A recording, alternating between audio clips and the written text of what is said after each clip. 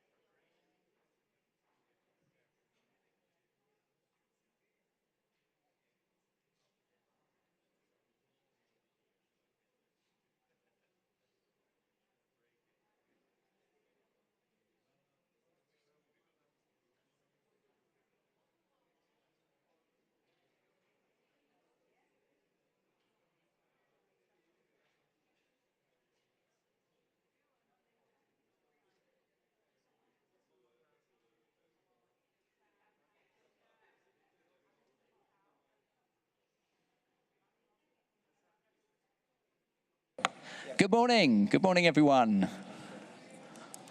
How are you? I see some thumbs up. Come on, I need more. No, I'm joking. It's a beautiful day. It's a crisp autumn day in Geneva. It's very pleasant out there. We might get to spend some time out there eventually if we make good progress today. So let's set that as our ambition.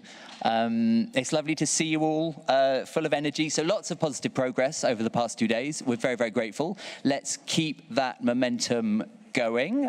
We've got lots of work to do today. Time today is really very tight, very critically difficult, but I've got complete faith in you all.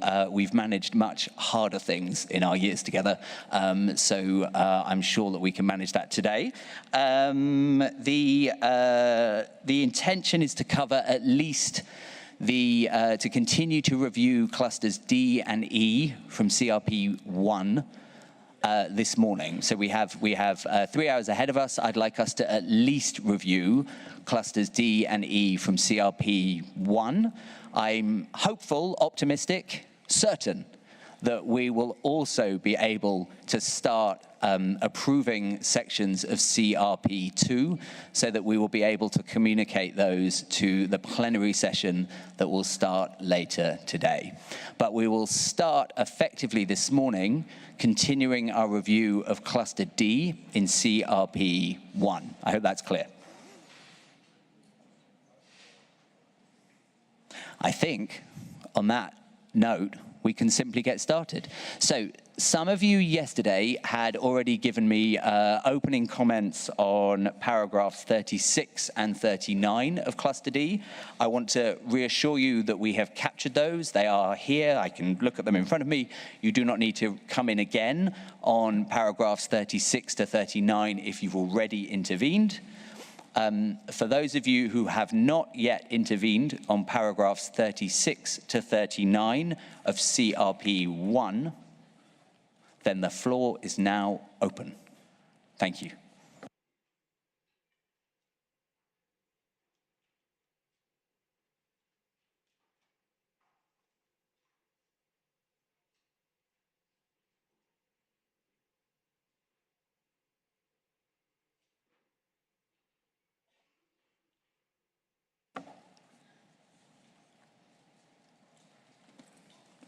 I am shocked at your reticence and shyness.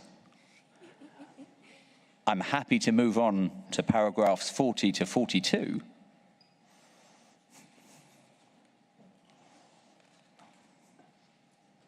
Maybe I can. Let's start with paragraphs 40 to 42. Canada, you have the floor. Good morning, Chair. Good morning, everyone. An absolutely beautiful day. I took a picture of the sky because it was so nice. We would just like to note that when we were discussing Cluster B, we suggested that we actually move paragraph 41 here from Cluster D into Cluster B because it's more about disbursement of funds than about governance, arguably. Thank you. Canada, I think you will be delighted to hear that the first thing that I have on my notes under paragraph 41 is that Canada have requested this move to Cluster B. I don't even need to write it down. So thank you, Canada. So there's a suggestion from Canada to move paragraph 41 to Cluster B. I'd like reactions to that and any further comments on paragraphs 40 to 42. Thank you. I see IPLC 26. I want to clarify that we will take party comments on Cluster D, and then when we have party comments from Cluster D complete, I will open the floor to our non-parties to comment on all of Cluster D. I hope that's agreeable to you all.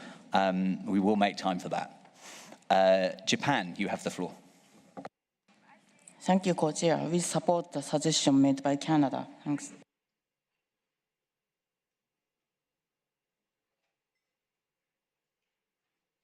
Thank you very much, Japan. That's very helpful.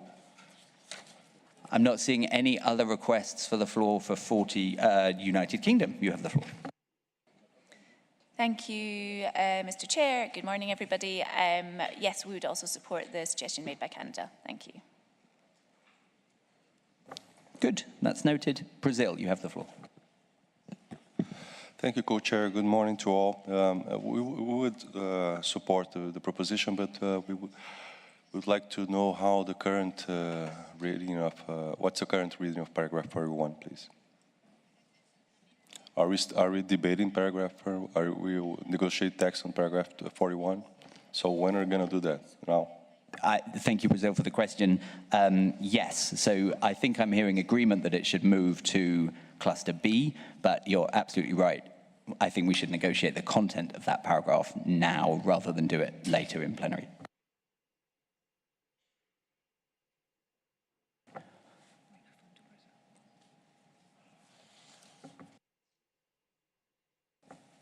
Can I give a microphone to Brazil, please? Yes, thank you. We will support paragraph 41 as it stands. Thank you. Thank you all. I see no more requests for the floor on 40 to 42. So next group would be 43 to 45, please. Comments on CRP 1, 43 to 45.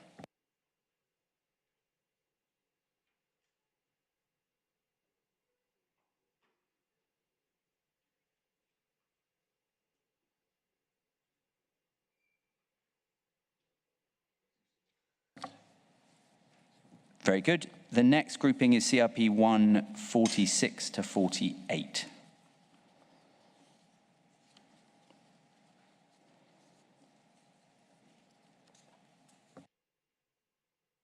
Switzerland, you have the floor.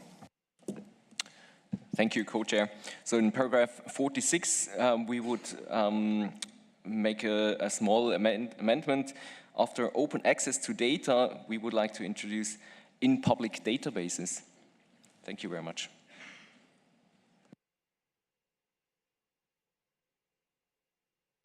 Thank you, Switzerland. I see the EU and then Australia. EU. Thank you, co-chairs, and good morning, colleagues. Indeed, it's a beautiful day. And I hope it will be a short day for our work here. We do have a concern with paragraph 47. We did, in our initial comments, already indicate that we didn't think it was a good idea that the DSI system would change the ways that public databases would be managed and operated. And I think that in that sense, we are not against that the mechanism should encourage the use of data government guidelines, which encourages and so on and so forth. So I think that we would suggest to delete the first part of paragraph 37, that the paragraph would start, the mechanism should encourage the use of data governance guidelines. Thank you. Thank you, European Union. So just to be really clear, you would delete the first part of paragraph 47, and it would start, the mechanism should encourage. Does that also mean that you're suggesting we should delete agree and? Thank you. So, colleagues, the proposal from the EU is the mechanism, paragraph 47 would start, the mechanism should encourage the use of data governance guidelines, and so on. Welcome reflections on that. Australia, you have the floor. Thank you and good morning, Co-Chair and everyone here. We would support the inclusion by the European Union just made now on paragraph 47, or the deletion rather, and we just have a clarification question on 48. In the back end of that sentence, it says, traditional knowledge associated with the genetic resources and genetic resources, and we're not quite sure about this phrasing. We think that I'm not sure if the concepts are jumbled or split up for a reason, but we would just seek to clarify this language. Thank you, Chair.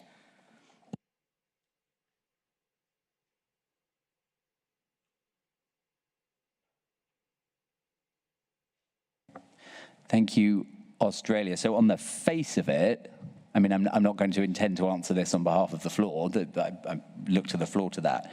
I mean, on the face of it, I think the sentence, its intent is to say data governance of the multilateral mechanism must respect the rights of indigenous peoples and local communities over there, and then it's a list, traditional knowledge associated with genetic resources and the rights of indigenous peoples and local communities over their genetic resources. I think that's the face of it reading, but I encourage the floor to reflect further. India, followed by Canada. India, please. Thank you, Chair. My intervention is related to paragraph 43. I was just wondering whether we should only be talking about paragraphs 9 and 10 of decision 15.9, or should we say that the operation of the multilateral mechanism should be monitored against the principles set out in decision 15.9, particularly paragraphs 9 and 10, because there are other paragraphs also which are linked to the operation of the multilateral mechanism, not only paragraphs 9 and 10. Thank you, Chair. Thank you, India, for that suggestion on paragraph 43. What I'll do is I'll give delegates a chance to reflect on paragraph 43. I'll gather a few more interventions on 46 to 48. So 46 to 48, Canada, please.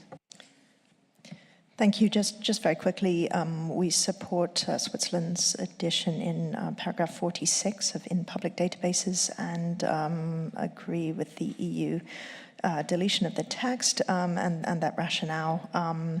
So we'd also noticed that agree and seemed unusual, so definitely prefer encourage the use of data governance guidelines. Thank you.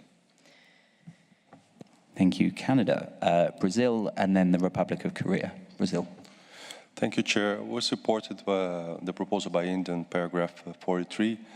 And paragraph 46 and 47, we would request that they be moved as they stand to the elements, to the section of elements on which there is a need for further discussion, not because we oppose any of these elements, but because, as I have mentioned, I think at least once in this, that we need more time to discuss with our scientific community the implications of the provisions on data governance.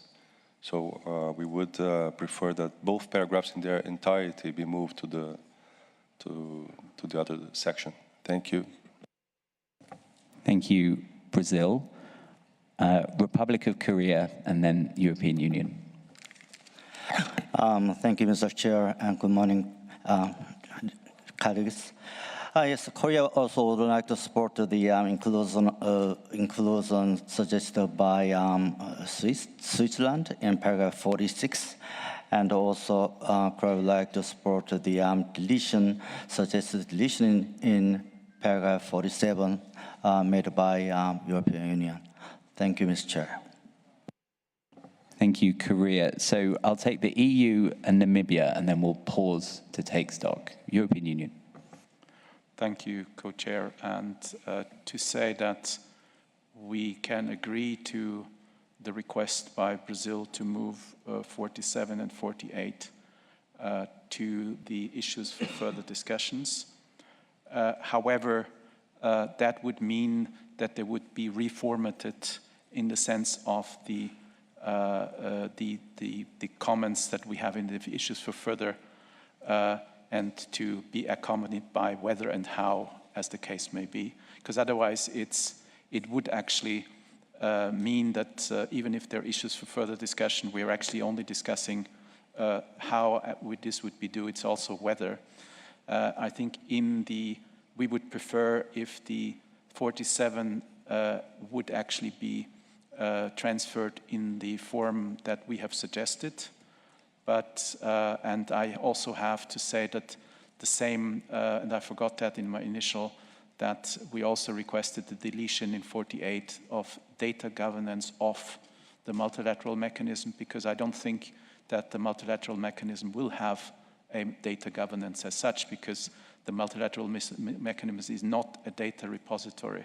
It is sort of a mechanism for facilitating, promoting, and ensuring benefit sharing. So our preference would be if we move both of them to issues for further consideration, that in both cases the initial half sentence would be removed. So in paragraph 47 until governance and delete agree and in paragraph 48 remove the words data governance off and start it with the multilateral mechanism.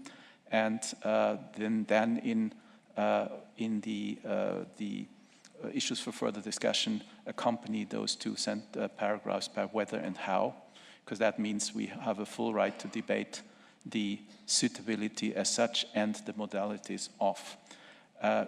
On paragraph 43, I'm not sure to have captured entirely the Indian proposal, so I would wonder if you or the Secretariat could repeat the Indian proposal in its entirety so that we can take a view on that. Thank you. Thank you very much, European Union. I'm going to take stock of where we're at on 46, 47, and 48 in a moment. I'll ask the Secretariat to read out the proposal on paragraph 43. Thank you. Thank you, Co-Chair, and good morning to everybody. So paragraph 43, after India's suggestions, would read as follows. The operation of the multilateral mechanism should be monitored against the principles set out in Decision 15/9, particularly paragraphs 9 and 10.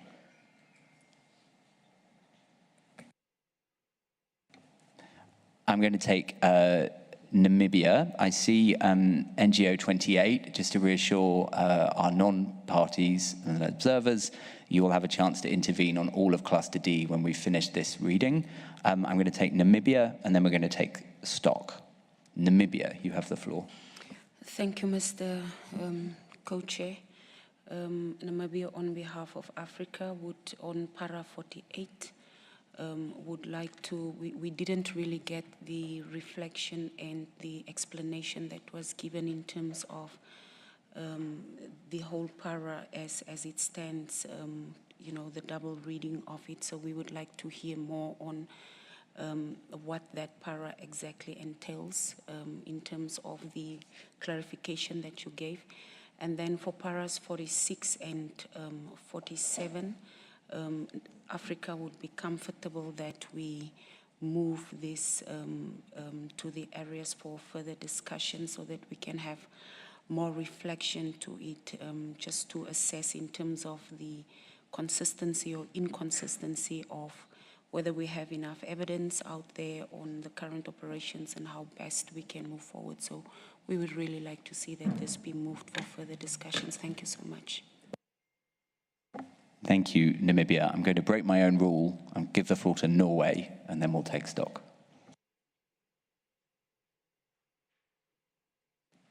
Thank you, Mr. Chair. So regarding 43 as proposed by India and supported by Brazil, I've been having a look at decision 15.9, and I can't see any other principles or criteria, because it doesn't say that they're principles, but I think we've named them so in the past.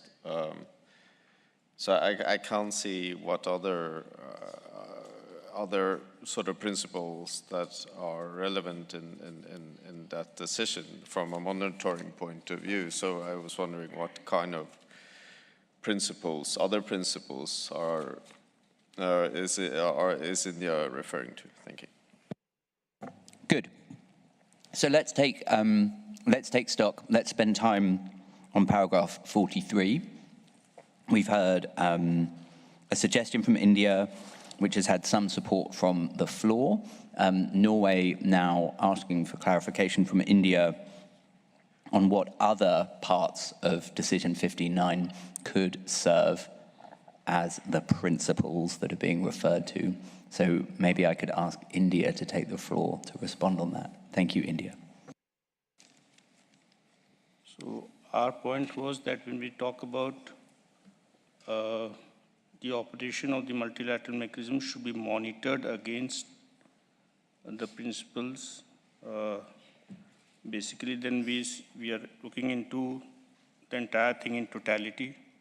We are looking into all the decisions of 15.9. It's not only paragraphs 9 and 10, because the other paragraphs also talk about the benefit sharing, the components of the benefit sharing, the non-monetary, monetary. So all those things need to be monitored. So in a way, they are all interlinked. So that is why we are saying that the entire thing should be brought into focus, and then, of course, the main principles should be reiterated. That is the, thought which is going into this. Thank you, Chair. Thank you very much, India. I see on this, so paragraph 43, the Republic of Korea, please. Thank you, Mr. Chair.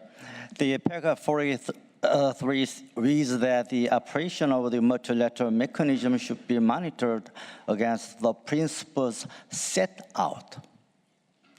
That's why in paragraphs 9 and 10 of specific paragraphs of decision 50/9. So Korea would like to support the suggestion made by Norway. Thank you, Mr. Chair. Thank you very much, Korea. I see Colombia and then Argentina. Colombia. Thank you, Chair. Before I forget, I would like to support the decision made by Brazil and others to move the paragraphs 46 and 47 to further discussion. Regarding the paragraph 43, we support the position by India. It does need more clarification. It does give it more room to consider other aspects that are considered in decision 15.9. Thank you. Thank you, Colombia. Argentina. Muchas gracias, presidente. En relación al párrafo 43, me parece que la explicación de India fue muy clara. Estoy de acuerdo con ese argumento. Me parece que resulta necesario destacar los párrafos 9 y 10 sin perder de vista el marco general en el cual se incluyeron las provisiones de estos párrafos. La decisión 15.9 en sí misma incluye referencias que operan como marco de todo el trabajo que estamos realizando durante el proceso para el establecimiento del mecanismo multilateral. En este sentido, me parece apropiado apoyar la redacción del párrafo 43 como la propone India. Y también quería tomar la oportunidad, ya que me ha dado la palabra, para apoyar la propuesta de Brasil de pasar los párrafos 46 y 47 a Areas for Further Consideration. Muchas gracias.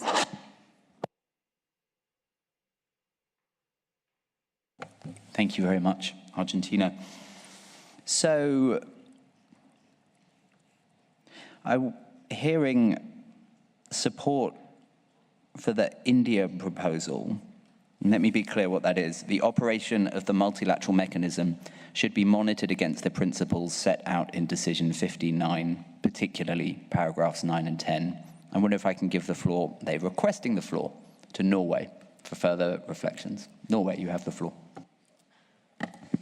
No, thank you, Mr. Chair, and I appreciate the explanation from India, which was clear. And in my view, you know, because this deals with monitoring. In my view, it's the whole decision that should be monitored. But for the integrity of the multilateral mechanisms, it's paragraph 9 and 10 that are, in my view, of vital importance. So maybe we can, you know, try to merge those two views into a coherent sentence. I mean, I would say something like the operation of the multilateral mechanism should in particular be monitored against the principles set out in paragraphs 9 and 10 in decision 15/9, as well as other parts of the decision. Something along those lines. Not being a native speaker, that would be sort of my starting point. Thank you.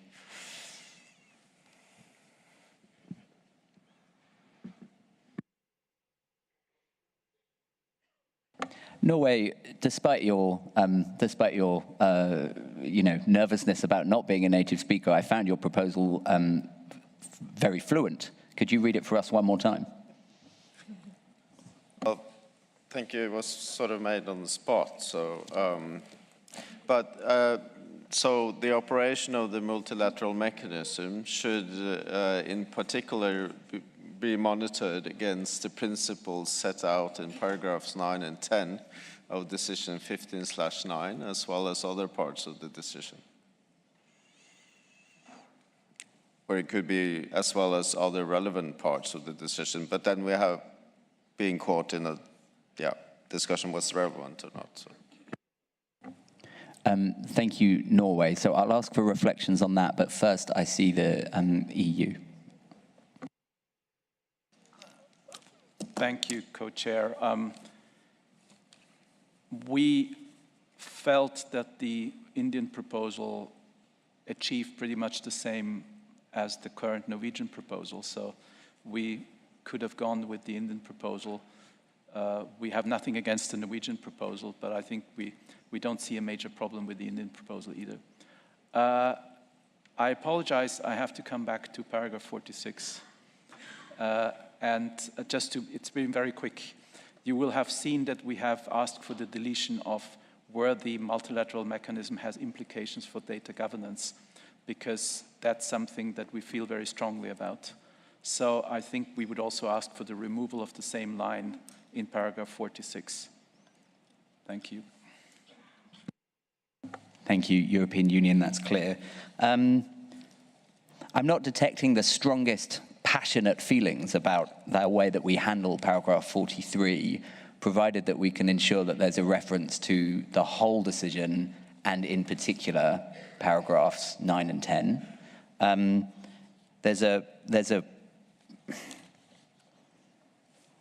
Norway, I wonder if you could respond to the European Union's suggestion that your very good suggestion is actually set on trying to achieve the same thing as the Indian proposal.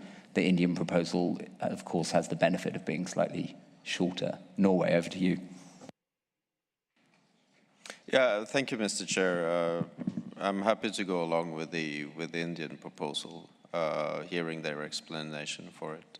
Thank you. Thank you, Norway. Your flexibility is really appreciated. Do I hear any objections then to the agreeing paragraph 43 as follows? The operation of the multilateral mechanism should be monitored against the principles set out in decision 15.9, particularly paragraphs 9 and 10. Wonderful. Let's move on. So we got to paragraph 46. Now, I think the first thing to say on the first thing to ask you on paragraph 46 is, let me phrase this correctly. Does anyone object to moving this to areas for further consideration? Is there an objection to moving it down? I haven't heard any objection to that.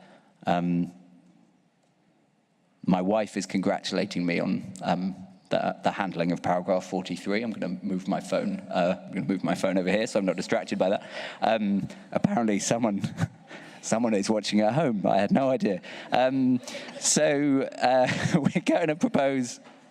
So I think we're in agreement that paragraph 46 will move down to areas for further consideration. That means that it will be phrased as a whether question. The question is whether it should start, whether the multilateral mechanism has implications for data governance. I don't think that makes any sense. So I think the proposal from the EU would be that the sentence should read, whether the mechanism should operate in a way that is consistent with open access to data, and does open access to data in public databases, Swiss, Canada, Korea proposal, and does not affect the current operations or working practices of public databases. I'm not sure that was very clear. Let me start again. Whether the mechanism should operate in a way that is consistent with open access to data, question mark, in public databases, and does not affect the current operations or working practices of public databases. Is that still clear? Brazil, you have the floor. Thank you, Chair. As we mentioned earlier, we would like to have as many elements as possible to further discussion. So we would favor not to delete any text from the writing, or to keep all the elements on the table on this particular. Again, not because we have a special feeling for or against any of them, but because we need to have elements on the table to further discussion. Thank you. Thank you, Brazil. EU, you've asked for the floor.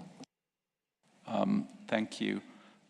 We do respect the right of our Brazilian colleagues to keep or to be precise on the questions So I think what we would suggest is that there would be one issue to discuss, is whether the multilateral mechanism should have any implications for data governance, and then have another one to say whether and how the mechanism operates in a way, or should operate in a way, that is consistent with open access, the data, and so on and so forth.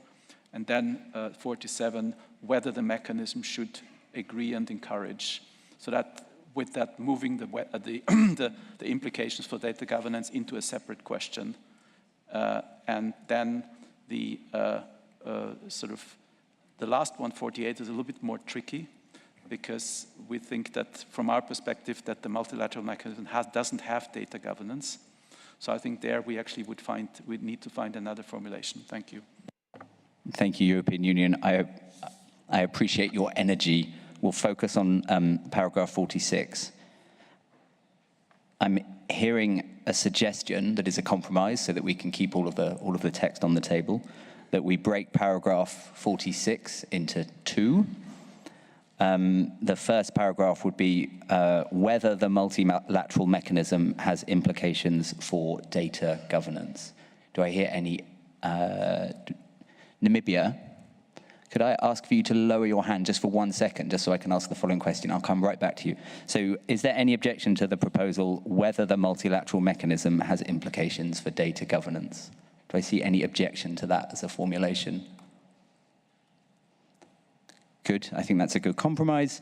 And then the next sentence would be, this is all areas for further consideration, whether and how the mechanism should operate in a way that is consistent with open access to data in public databases and does not affect the current operations or working practices of public databases. Any objections to that formulation? Argentina, you have the floor. Gracias, señor presidente. Me parece que en este caso preferiría sostener la redacción que está en la decisión 15.9, en el párrafo 9, be consistent with open access to data, sin adicionarle nada más al texto a continuación. Con respecto a las formulaciones propuestas, no tengo una objeción, si bien preferiría poder dejar todas juntas en un mismo párrafo de la manera propuesta. Gracias. Thank you, Argentina, and thank you for your flexibility on the split. European Union, you have the floor. Thank you. I mean, Argentina is correct that the paragraph 46 is partially a quote from decision 15.9. So I think there is still a way to adapt it to say either we keep the first part, the sentence, the mechanism should operate in a way that is consistent with open access to data, as it is a quote from 15.9 in paragraph 46, and keep it where it is, because that's obviously convergence. And we actually move the third part of paragraph 46, whether the mechanism should operate in a way that does not affect the current operations or working practices of public databases, into issues for further consideration. Because I think that's clearly something that it has been put on the table and is an issue for further consideration. So having said that, the fact that 15/9 already says that mechanisms should operate in a way that is consistent with open access to data, one might also consider that we don't need to repeat it at all. Thank you. Thank you, colleagues. I've understood all your intentions. Let us draft that and replay it to you. Argentina, you're asking for the floor. Muchas gracias por permitirme hacer un último comentario antes de intentar un nuevo drafting. Querría decir que entiendo que en este punto, en el párrafo 46, si bien la referencia a be consistent with open access to data es un elemento que ya está acordado, es una parte integral del párrafo y su vinculación con el resto de los elementos del párrafo. En este sentido, me parece que en su totalidad tenemos que reformular el párrafo de una manera que pueda permanecer en Elements for Further Consideration, porque se pierde, si no, el sentido de lo que estamos tratando de considerar. Cómo estos principios que están en el párrafo 9 se vinculan con estos otros nuevos elementos que queremos continuar considerando. En este sentido, concordando con lo que el delegado de la Unión Europea mencionó sobre que hay acuerdo en lo que está ya establecido, adoptado en la decisión 15.9, sin embargo, en este caso, preferiría que el total quede como un tema unificado o para la discusión en el futuro. En este sentido, también preferiría que ambos elementos de la frase, tanto la primera como la segunda parte, where multilateral mechanism has implications for data governments, y la siguiente parte, the mechanism should operate, como forma de tema, de pregunta en la nueva redacción, fueran parte de un solo párrafo y no dos párrafos por separados. Muchas gracias.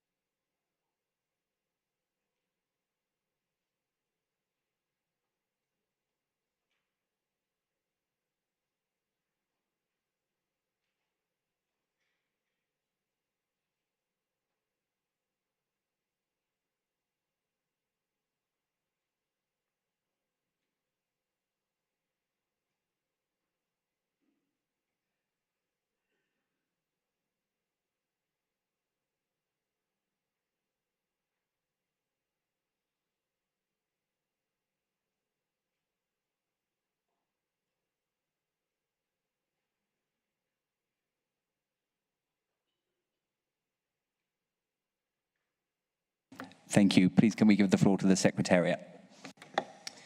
Thank you, Co-Chair. So paragraph 46, which will be moved to the elements for further discussion, would now read whether the multilateral mechanism has implications for data governance, how the mechanism would operate in a way that is consistent with open access to data in public databases, and how the multilateral mechanism should operate in a way that does not affect the current operations or working practices of public databases.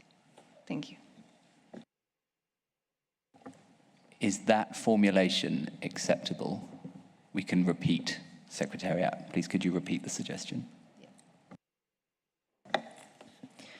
Whether the multilateral mechanism has implications for data governance, how the mechanism could operate in a way that is consistent with open access to data in public databases, and how the multilateral mechanism should operate in a way that does not affect the current operations or working practices of public databases.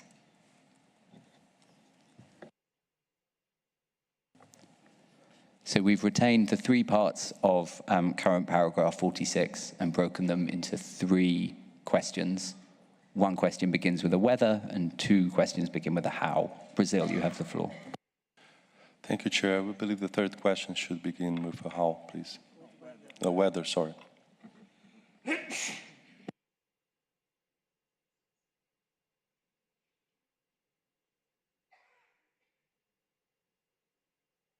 Colombia, you have the floor. Thank you. We just had one small question. This is to, reformulate it, but to still move it to issues to further discussion. Yes, and the way that is written, we prefer to keep it together. That's how the discussion, if we split it up, the discussion, it will give the idea that the discussion is over. As it is right now, and the wording that you are using, yeah, we agree. Thank you. Thank you, Colombia. EU, you have the floor. Hearing the intervention by a Brazilian colleague, we would have preferred how. I think the compromise would be whether and how. Thank you. Thank you, EU. I'll come to Brazil in a moment to ask their views on whether the sentence can start with whether and how. I'm sorry, interpreters. Chile, you have the floor. Thank you, Co-Chair. I would like to hear again the last question, part of the question. So the third part of those elements might now read whether and how the multilateral mechanism should operate in a way that does not affect the current operations or working practices in public databases.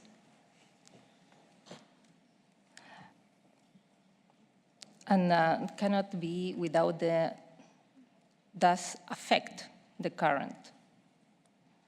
Does not affect the current operation.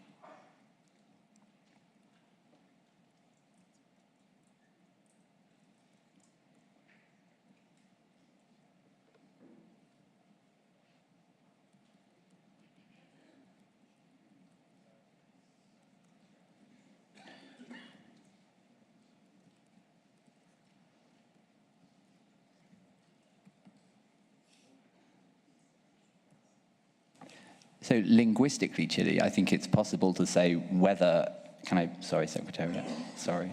I think it's possible for it to say whether and how the multilateral mechanism should operate in a way that affects the current operations or working practices of public databases. But that has a different meaning. Namibia, I'm sorry, you have the floor. Thank you, Mr. Chairperson. Mr. Chairperson, maybe I would like to appreciate the insertions for the new formulation on para 46. But on behalf of Africa, whether we indicate whether and how, and all the other insertions. In fact, the last suggestion that you have made is very much appetizing to us, but we would still like to insist that we move this paragraph to issues to be discussed, to be further discussed, because we are not ready to work on this para or make any changes to it as yet. We would like to reflect and then come back with a proper suggestion, but for now we would really want it to be moved. Thank you. Thank you, Namibia. Be assured it will be moved. There's agreement to moving it. And since it is an area for further consideration, we should wrap up and move on. Can I just check, Brazil, are you content with whether and how at the beginning of the sentence? Brazil. Thank you, Chair. I'm not a native speaker. My native English speaker.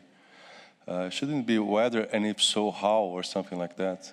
I'm sorry, I'm at a loss here. I'm in your hands. Thank you. That is perfect English, Brazil. It has a different intent. European Union, are you content with whether and if so, how?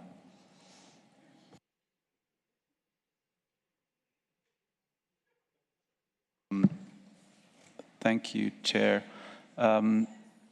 As you said, this is we are formulating questions for further discussion. And if that is indeed the preference from our Brazilian colleagues, we will not oppose it. We will I think I would slightly prefer whether or how instead of if so, because I think that from our perspective, we will debate both things. And just to react very quickly to Chile's proposal, we would very much insist on does not. Thank you.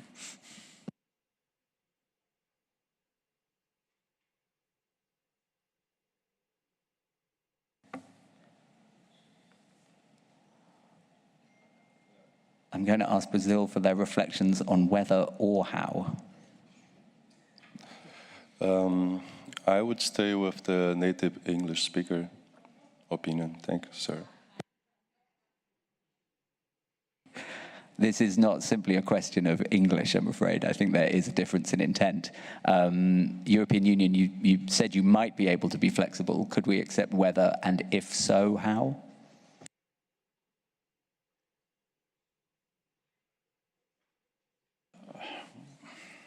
I think then this if so can be implied to in many other places as well, I just warn you. But I think that if the language of 46 otherwise stays exactly as read out by you, and in particular, if the word does not affect stays in place, we might in the end be able to agree to it. Thank you. Thank you, European Union. I'm keen to move on, but I see United Kingdom and Togo. United Kingdom. Thank you, Mr. Co-Chair.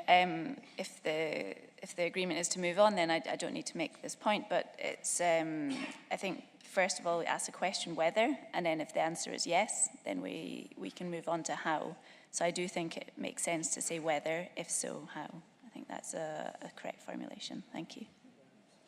Thank you, UK. Togo, you have the floor. Merci, Monsieur le Président. Le Togo soutient la position de la Namibie, faite au nom du groupe africain. Et pour nous, les deux si et comma n'ont pas les mêmes implications sur le plan juridique. Et nous souhaitons que cette question soit discutée plus tard afin que nous ayons les éléments probants pour nous prononcer. Merci, Monsieur le Président. Thank you, Togo. That's very helpful. So paragraph 47, colleagues, next paragraph, will be moved. I want to be very clear, it will be moved to areas for further discussion, and it will say whether the mechanism should agree and encourage the use of data governance guidelines. And then it will continue. I trust this is acceptable. South Africa, you have the floor. Thank you, Chair. I was just back on 46, and I'd like to support that how should be left out. However, I see that you've moved on already, but if it's still allowed, I'd prefer that it remains as whether and not how. Thank you. Thank you, South Africa. So that's on paragraph 46. Is that right? Yes. Are you able to be at all flexible on that?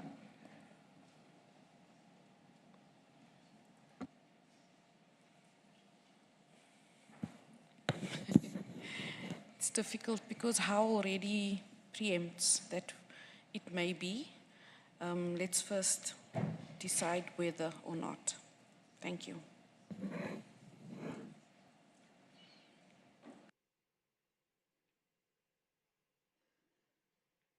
Thank you, South Africa. I think we have the phrasing whether and if so, how. So the if, I think, says it's trying not to prejudge whether it's possible. It says, so there's the whether it's possible, and then the how will only come up in the event that it is possible. So I think there's assurances built into it's not just whether and how, it's whether and if so, if it's possible, how would it be done? Is that sufficient? So South Africa's given me the thumbs up, which is always a good sign. Thank you, South Africa, that's very helpful.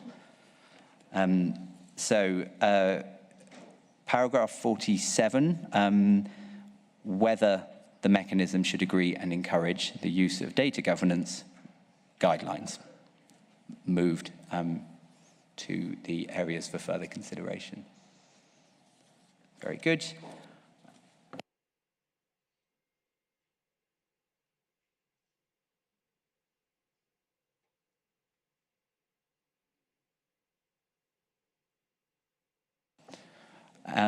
Paragraph 48, I think the general consensus will be that we should move this to areas for further discussion. I heard that suggested by some. I'm going to tell me when you take the floor if I'm wrong.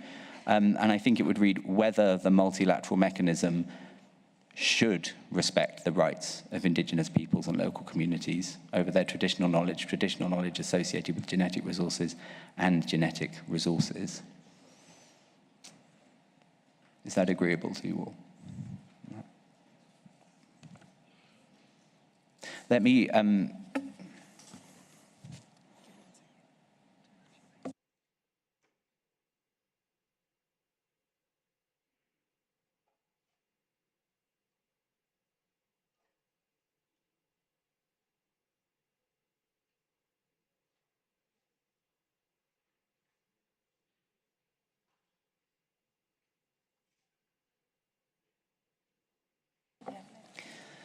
sorry, colleagues.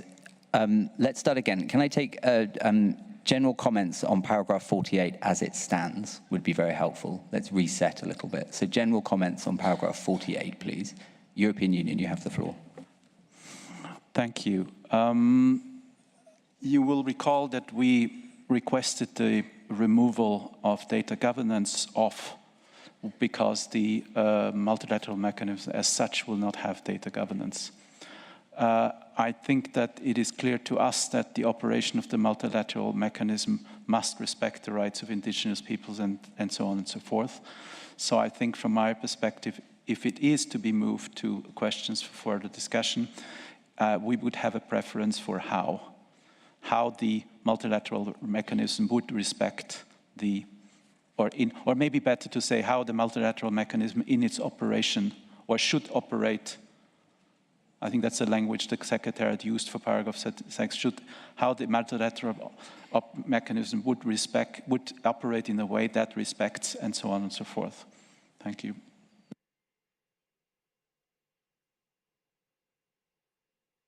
Thank you, European Union, for that helpful suggestion. So paragraph 48 would move to areas for further discussion and would say how the multilateral mechanism would operate in a way that respects the rights and so on. I see Colombia and then Guatemala. Thank you, Co-Chair. Respect to paragraph 48, yes, it should be moved to areas for further discussion. We sort of agree with the EU with the part of how it should respect there should not be any questions about whether or not it should respect it, but it needs more discussion, the discussion about the rights and the relationship with the local governments. There is that interaction there that needs to be taken into account. So yeah, thank you. Thank you, Colombia. Guatemala and then Norway. Muchas gracias, señor presidente. Yo tengo un poco de preocupación, ¿verdad?, en tanto a este párrafo, porque creo que debería de agregarse al final también la relación con el tercer objetivo del convenio, ya que no vamos a mencionar en ningún momento el protocolo de Nagoya, pero sí todos somos parte y tenemos que tratar de implementar ese tercer objetivo. Entonces, como para tenerlo como una salvaguarda dentro de este párrafo, en relación a la gobernanza de los datos o de la información, que bien, como decía Colombia, no va a ser parte o no tiene relación con el mecanismo multilateral, pero sí, esta gobernanza de datos o de información sí la llevan a cabo los pueblos indígenas y las comunidades locales. Entonces me parece interesante poder colocar como una salvaguarda en la relación al final del texto, ¿verdad?, la relación al tercer objetivo del convenio.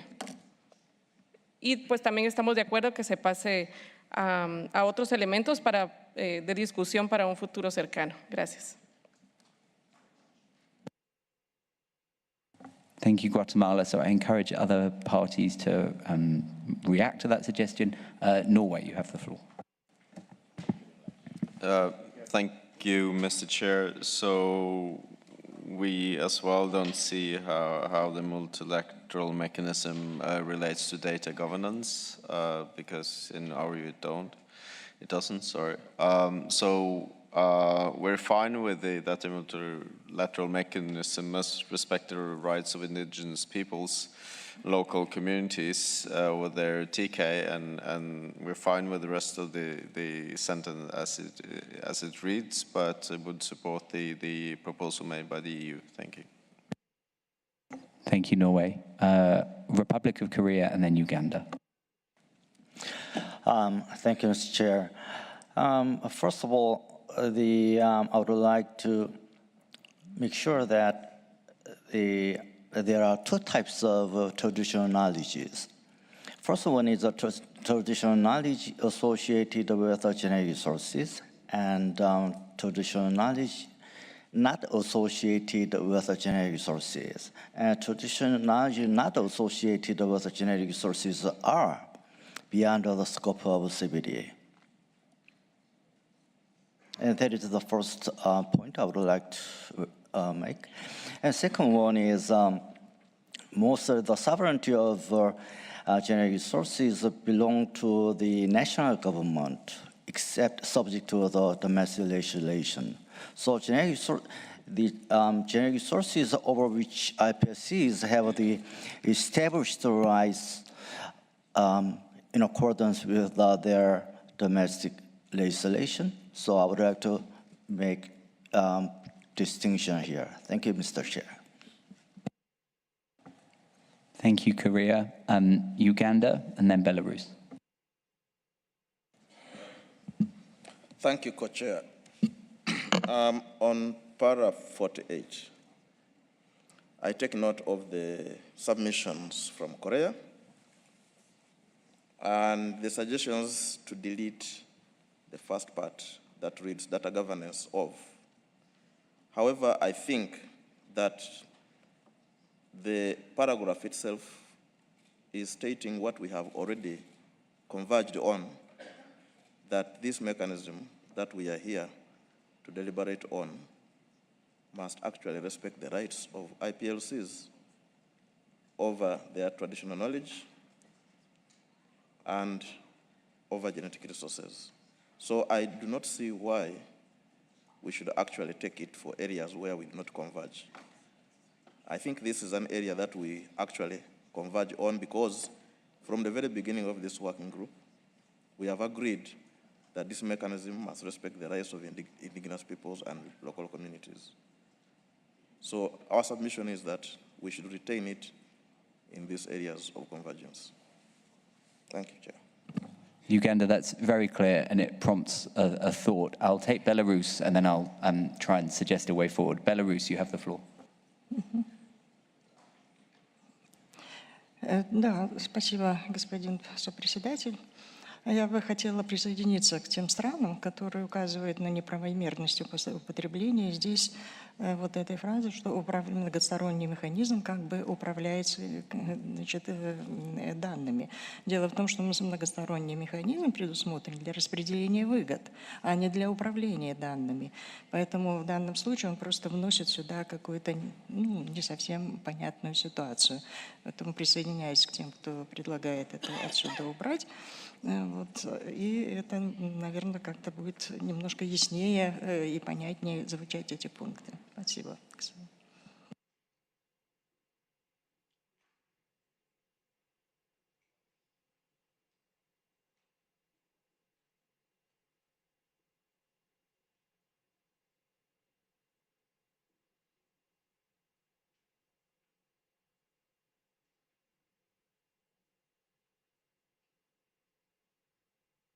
Thank you all. It's been very helpful. So the co-chairs would like to make a proposal. We'd like to propose 2 sentences. The first sentence is an area of convergence. The multilateral mechanism must respect the rights of IPLCs over their TK associated with genetic resources and genetic resources. So an area of convergence, the multilateral mechanism must respect those rights. And then an area for further discussion is how the multilateral mechanism would operate in a way that respects the rights of IPLCs and so on. Shall I repeat that proposal, or let me repeat that proposal? So one sentence at the top that says the multilateral mechanism must respect the rights of IPLCs and so on.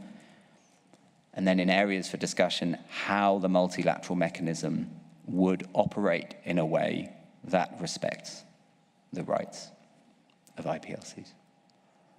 I see Togo, Canada, and Republic of Korea. It would be good to get your reflections on that proposal. Togo, you have the floor.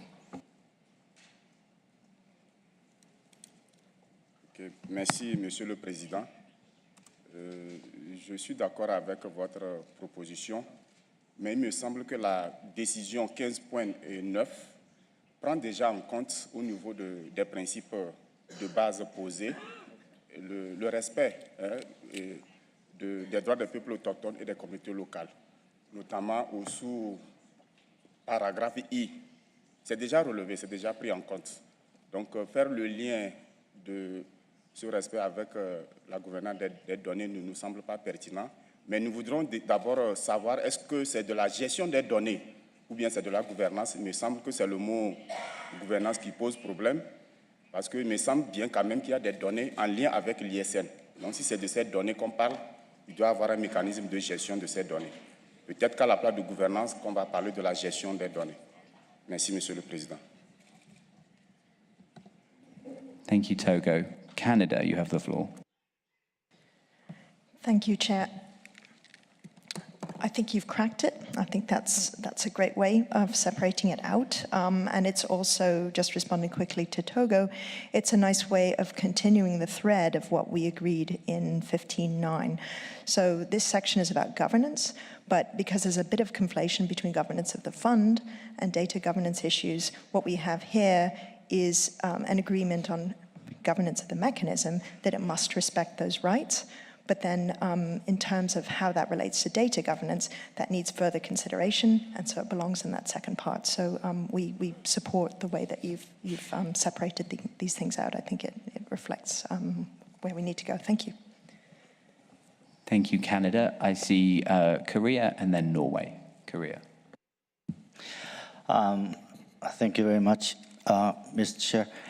Yes, Korea also support the suggestion made by Canada, and also your proposal, first part, which the mechanism should respect the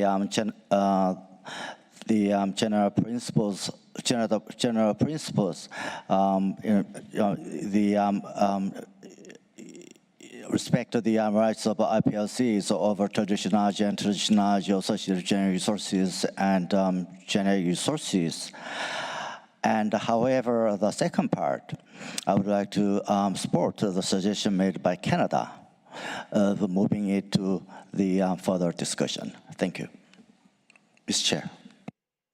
Thank you, Korea. Norway and then Namibia. Thank you very much, Mr. Chair, or should I say doctor, because I think this was a very successful dissection or surgery procedure. Thank you. Well, thank you, Norway. I am a doctor, but not that kind of doctor. Namibia, you have the floor. Thank you, Mr. Chairperson. Mr. Chairperson, Namibia would like to support the statement made by Uganda that actually we only need to move items where there is no convergence, but where there is convergence, as the African group, we are very comfortable and flexible to discuss it where it is. And then we would also like to indicate, Mr. Chairperson, that we support the separation of the sentence in terms of having the multilateral mechanism must respect the rights of indigenous peoples and so forth. And then the second part on how the mechanism will operate in a way that respects the rights of IPLC. So we're comfortable with that formulation. Thank you so much. Thank you, Namibia. Japan, you have the floor. Thank you, Mr. Co-Chair. Just for the sake of clarity, would you please kindly read out the paragraph 48 again? Thank you. Thank you, Japan. So paragraph 48 would now read, the multilateral mechanism must respect the rights of indigenous peoples and local communities over their traditional knowledge associated with genetic resources and genetic resources. And then in areas of further discussion, it would read how the multilateral mechanism would operate in a way that respects the rights of indigenous peoples and local communities over their traditional knowledge associated with genetic resources and genetic resources. Thank you. Thank you very much. So I think we've solved 48, which is wonderful. So let's move quickly on 49 to 54. So any comments on paragraphs 49 to 54? Very good. Japan, you are asking for the floor, and it might be with reference to 48. Japan, please take the floor. Thank you, Mr. Co-Chair. We raised the flag before you move on to 49. Our concern is that we still do not know how traditional knowledge itself is to be handled in the work we are engaged right now. This is our concern. That's why we are not quite sure we should include traditional knowledge itself in paragraph 48.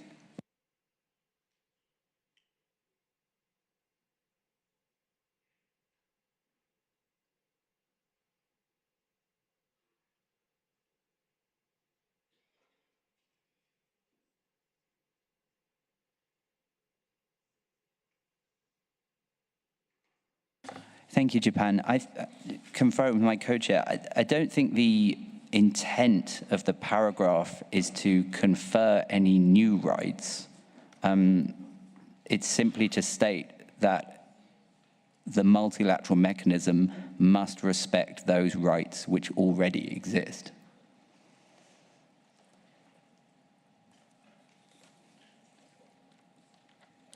Floor to Japan, please.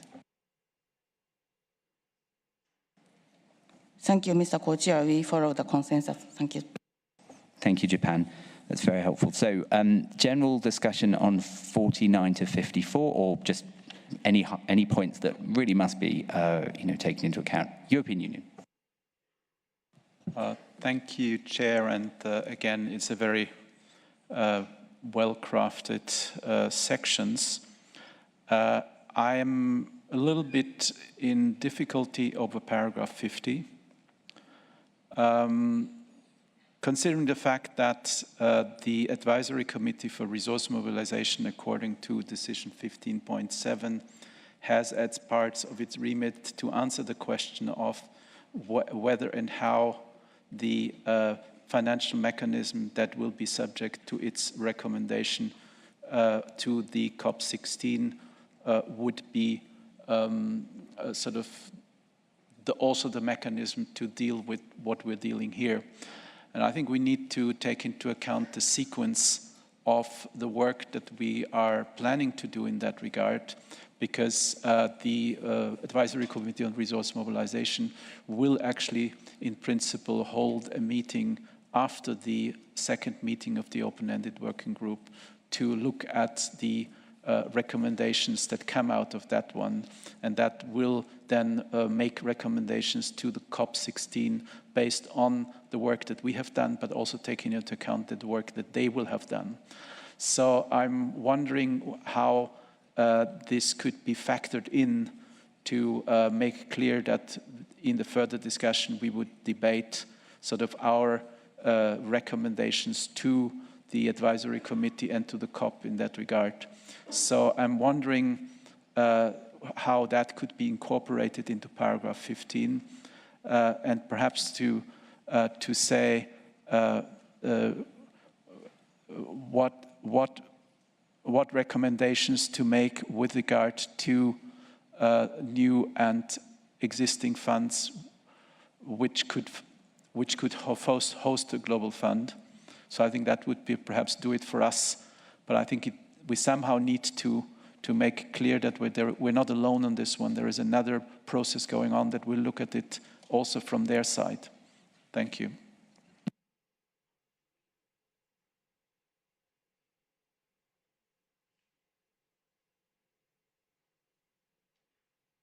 Thank you. I'll take the UK, please. Thank you, Mr. Co-Chair. On paragraph 54, I find the chapeau quite complicated and wonder whether that could be simplified somewhat. A suggestion could read whether the factors for monitoring the operation of the mechanism should include. Thank you, UK. Can you read that one more time? Yes, of course. Whether the factors for monitoring the operation of the mechanism should include.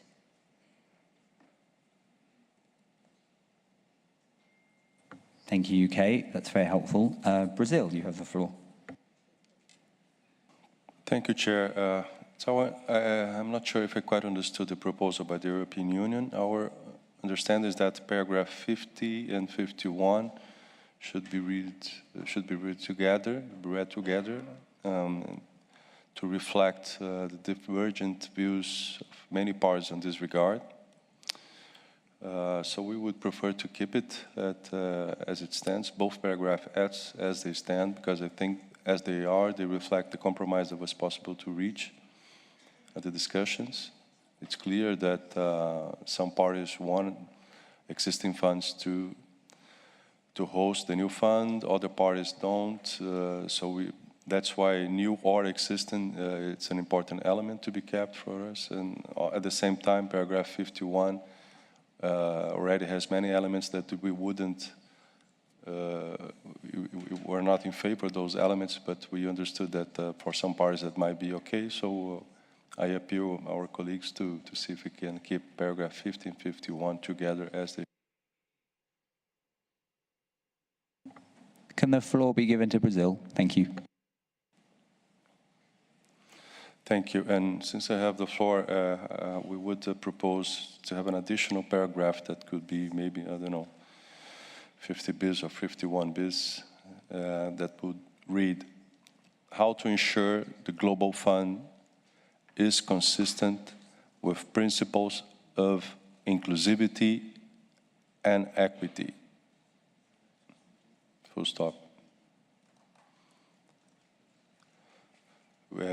Brazil and many other parties mention that the governance of the new fund should be inclusive, and this particular word has been said over and over again, so it's important for us to that it be in the document. Thank you.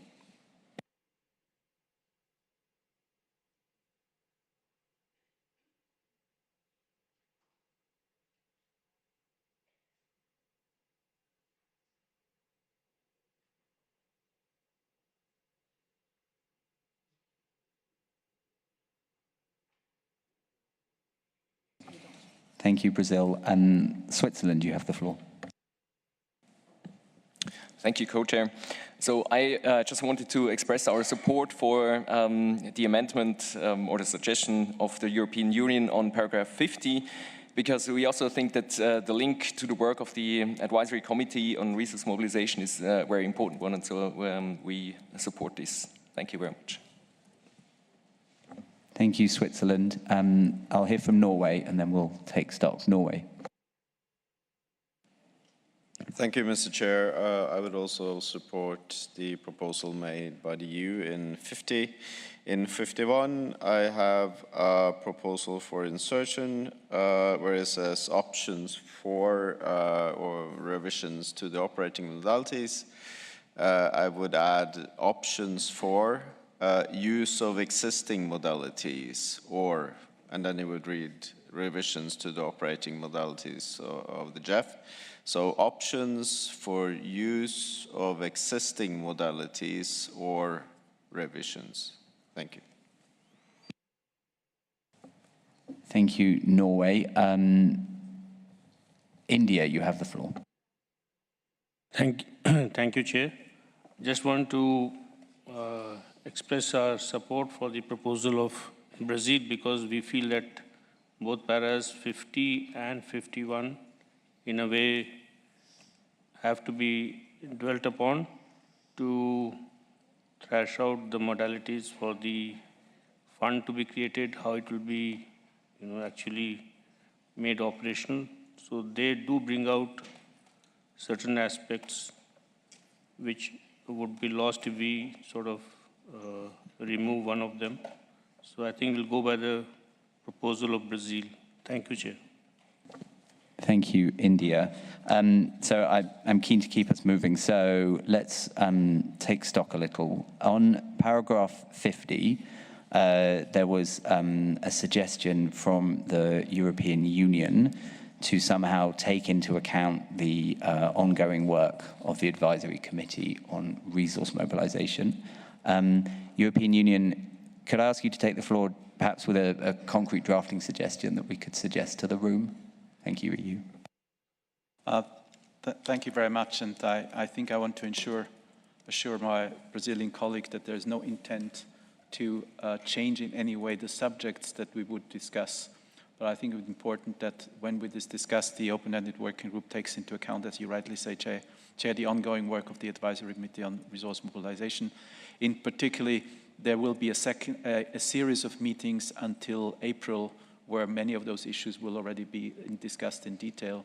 So I think that is something that we would want to be clearly mentioned. So maybe there, since it pertains to both 50 and 51, to construct a chapeau to say, discuss further comment, taking into account the ongoing work of the Advisory Committee for Resource Mobilization, and then options for, and then options for.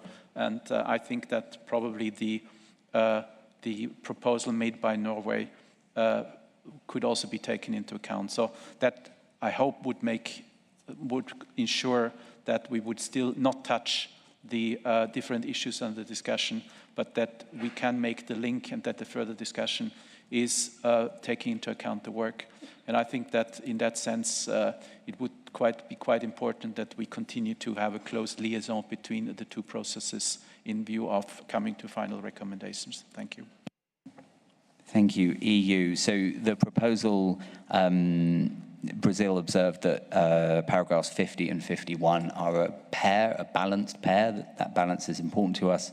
So the proposal from the European Union is to have a chapeau that would read, taking into account the ongoing work of the Advisory Committee on Resource Mobilization, and then it would be a colon, and I assume point A, 50A, would be options for newer existing funds, and option B would be options for, and we'll come to the Norwegian proposal, but options for revisions to the operating modalities. Brazil, is that a suggestion that could be acceptable to you?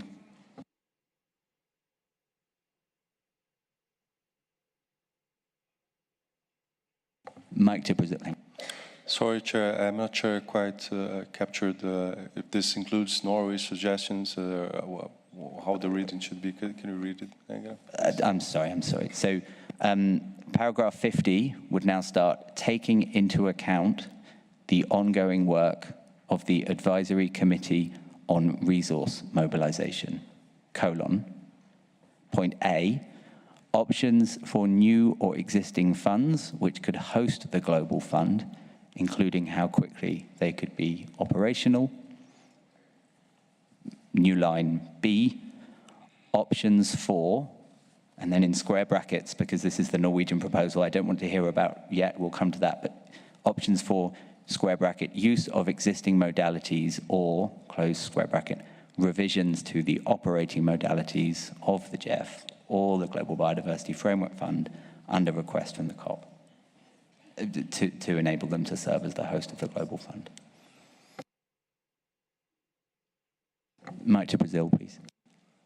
Yes, thank you, Chair. We could go along this proposal, but not with Norway's addition, because we prefer to keep the regional writing for the reasons I have already stated, to find balance between them. Thank you.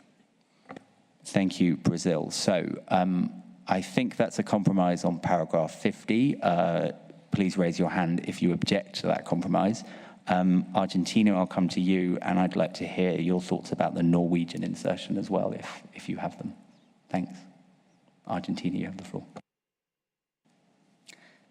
Muchas gracias, señor presidente. En primer lugar, preferiría no incluir en este momento un chapeau relativo al trabajo específicamente del Advisory Group. Estimo que es un trabajo muy relevante, yo misma soy parte de ese Advisory Group, pero me parece que en esta instancia explícitamente hacer un link al trabajo entre uno y otro resulta prematuro y puede prejuzgar algunos de los resultados. Entiendo que las decisiones y la evaluación que se hagan en este grupo sobre las modalidades del fondo deberán informar las discusiones del Comité Asesor sobre Movilización de Recursos, pero entiendo que este proceso también tiene en cuenta los desarrollos que están en curso en otros ámbitos del convenio y no los estamos mencionando explícitamente, atendiendo a que son siempre parte, que los trabajos, por ejemplo, que hemos desarrollado en torno a 8J y que van a continuar hasta la COP16 también informan este proceso en los puntos relevantes. Entonces, preferiría, me parecería más adecuado para no entrar también en una enumeración exhaustiva en la que empecemos a relacionar todos los procesos que están en curso, incluso ese que tiene puntos de conexión, por supuesto, pero no individualizarlo. Tal vez alguna mención a los procesos en curso, en CBD más amplia me parece aceptable, tal vez como parte de la introducción incluso, entendiendo que yo entendería que eso ya está incluido, pero se puede hacer una aclaración a los procesos en curso. Y me gustaría, si es posible, volver a escuchar la propuesta de Noruega para poder reaccionar a la misma. Thank you very much, Argentina. Secretariat, could you read the Norwegian insertion? Thank you. Yes, so paragraph currently 51 would read options for, open square bracket, use of existing modalities or, close the square bracket, revisions to the operating modalities of the Global Environmental Facility or the Global Biodiversity Framework Fund under request from the Conference of the Parties to enable them to serve as the host of the Global Fund. Thank you.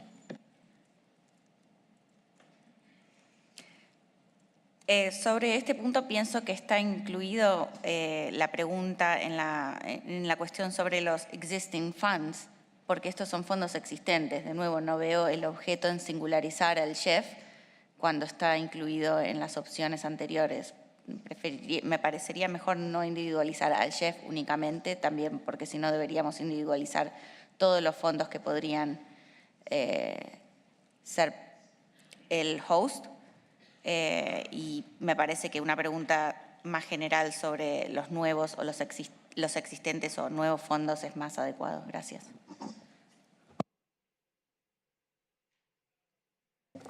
Thank you, Argentina. I'll give the floor to Indonesia and then the EU. Indonesia. Thank you, Mr. Chair, for giving Indonesia the floor. Our comment would be on 50 and 51. At the outset, we would like to state our position that we don't want to prejudice so much. I mean, we don't want this paragraph to prejudice the right of our leaders, perhaps in the COP, for further negotiations and decisions. So we would like to record our position. We would rather not to have reference to the advisory group. And perhaps we could maintain 50 and 51 as it is. It has been, I think, proposed by Argentina as I think it's a good landing zone. To be honest, we even don't want to have to enable them to serve as the host of the global funds language, but in the spirit of compromise, perhaps we are okay with this, but please just maintain as it is. It is still elements of where there is a need for further discussion, so it's still open. So we don't need to fight over this, in our opinion, as a way forward. Thank you, Mr. Co-Chair. Thank you, Indonesia. I see EU and then Norway. Chair, I'm a bit surprised. There are a multitude of processes that deal with genetic resources and DSI, and there are many areas where this is discussed. I agree with Argentina. But there is only one other process that is asked to answer exactly the same questions that we have to answer here. So, and that is why we need to refer to it here. I don't see how referring to a work that is done under the same convention, on the same question, is actually in any way a difficulty or can be seen as prejudging any outcome. So for us, it is important that we actually mention the link to the work of the Advisory Committee on Resource Mobilization in an explicit way, as the Advisory Committee on Resource Mobilization will very closely look at the discussions that we have had here. And I think that for that reason, we need to make that reference. And it actually doesn't change anything to the discussion, to the nature and the subjects of discussion here, but it makes it clear what actually we need to look at, especially in the material that will come out of the second meeting of the Advisory Committee on Resource Mobilization, scheduled to be held in March. And I think those are important elements that will inform our discussion here. So I don't think that anybody is fighting over this here. I think it's actually trying to make sure that the questions for further discussions or issues for further discussions are given the right frame. Thank you. Thank you very much, European Union, and thank you, everyone. It's a very helpful exchange. I think there's a number of options in front of us. There's even options we haven't yet considered. I would like to suggest that a small group get together after the end of this meeting. I will come back to you with logistical arrangements shortly, but I'm keen that we move on. I'm sure that the small group of parties that will attend will be able to find a very constructive and sensible landing zone for paragraphs 50 and 51. I'd like to look at the Brazilian proposal for 51 bis, how to ensure the Global Fund is consistent with principles of inclusivity and equity. Now, I'm going to simply ask one question. Are there objections to the proposal from Brazil, how to ensure the Global Fund is consistent with principles of inclusivity and equity? Does anyone object to that insertion? Norway, you have the floor.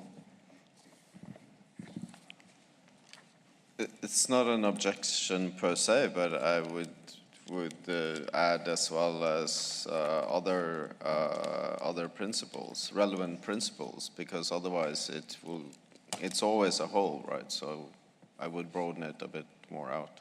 Thank you. Thank you, Norway. Japan, you have the floor.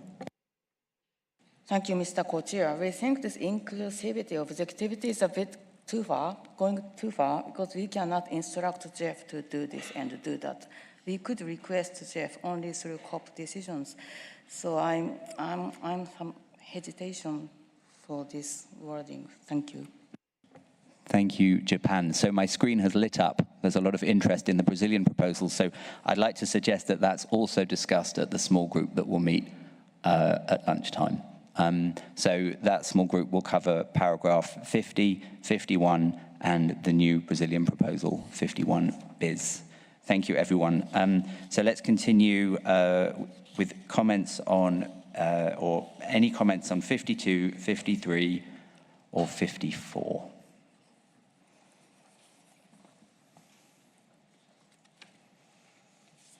Uganda, you have the floor. Thank you, Chair. My comment is on 54. We will go along with the amendment by the UK of paragraph 54, but I wanted to propose that what we do monitor should be monitoring performance rather than operation. So we could replace operation with performance and include a few other factors, and these would be additional to those three which are there: the ability to mobilize expected resources as one factor, because if it's not collecting significant amount of resources, then we will know that the mechanism is not performing well. And then the second one is how well the mechanism is handling issues that other parties are pertinent, are so particular about, including issues of bilateral arrangements, how well the mechanism is handling that. So those are two of the factors, the additional factors that we wanted to make. The Brazilian proposal in 52, if it refers to the mechanism, we could also include it as one of the factors, how inclusive the mechanism is. Thank you, Chair. Thank you, Uganda. EU, you have the floor. Thank you very much, Mr. Chair. Just reflecting on the Ugandan proposal, I think it is correct and a good idea to also refer to monitor performance. I think that the issue of ability to mobilize resources is also correct. The third element that Uganda has mentioned is not acceptable to us, because we have not agreed that the issue that bilateral elements would be part of the multilateral mechanism. So if this is supposed to be somehow discussed, we need to find another place for it. I don't think it is something that is part of the discussion on governance. It's actually part of the other elements that we have under discussion, and probably is better housed in the context of the first part that we had on contributions to the fund, where I think we had quite a discussion on the relationship with the bilateral agreement, bilateral or the hybrid sector. So I think, if at all, that would be part of the discussion on hybrid mechanisms, not under governance. Thank you. Thank you, EU. So let me turn to the Secretariat. We've had 2 suggestions for amendments to the chapeau. I'll ask the Secretariat to read those now.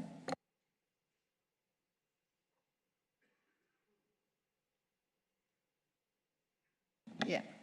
So the chapeau 254 might now read whether the factors for monitoring the performance of the mechanism should include.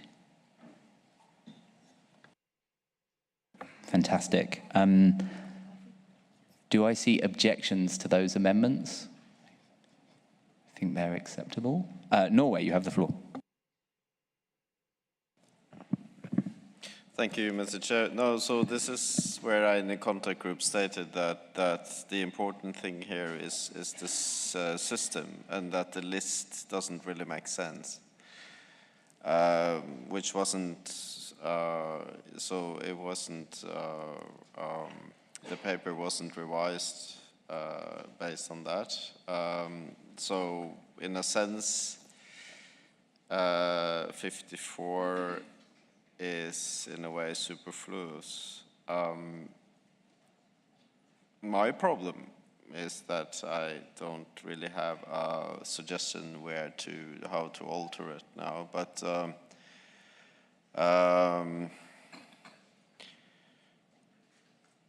so my suggestion would be then to state whether the factors according to which the systemic operation of the mechanism could be monitored. So I would just add whether the factors according to which the systemic operation of the mechanism, and then we don't really have to do anything about the list. Thank you. Thank you, Norway. We've captured that. Brazil, you have the floor. Thank you, Chair.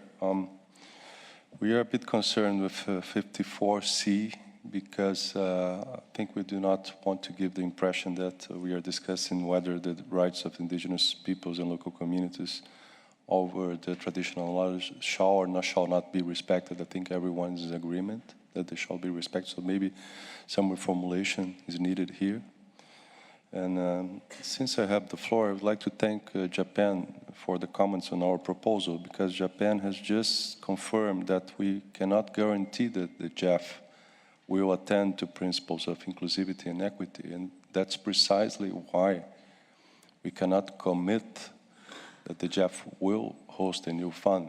And that's why we are proposing this language, so that we can keep further discussion on options that could better address the need for inclusivity and equity. I'm certain that neither Japan, neither any other country in this room is against principles of inclusivity and equity. Thank you. Thank you, Brazil. I'll hear from Uganda and Indonesia, please. Uganda. Thank you, Co-Chair.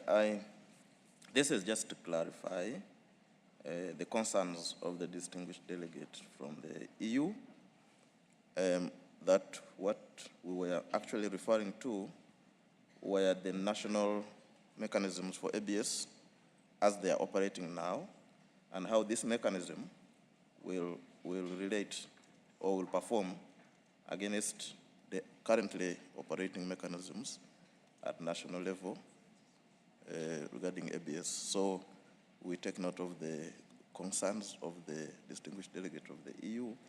And just to clarify what I actually meant was not bilateral in terms of the mechanism that we are talking about. Thank you, Chair. Thank you, Uganda. Indonesia, then the EU. Thank you, Mr. Chair. We also have some comment, I think, on 54C, because the way it stands now might be considered as we have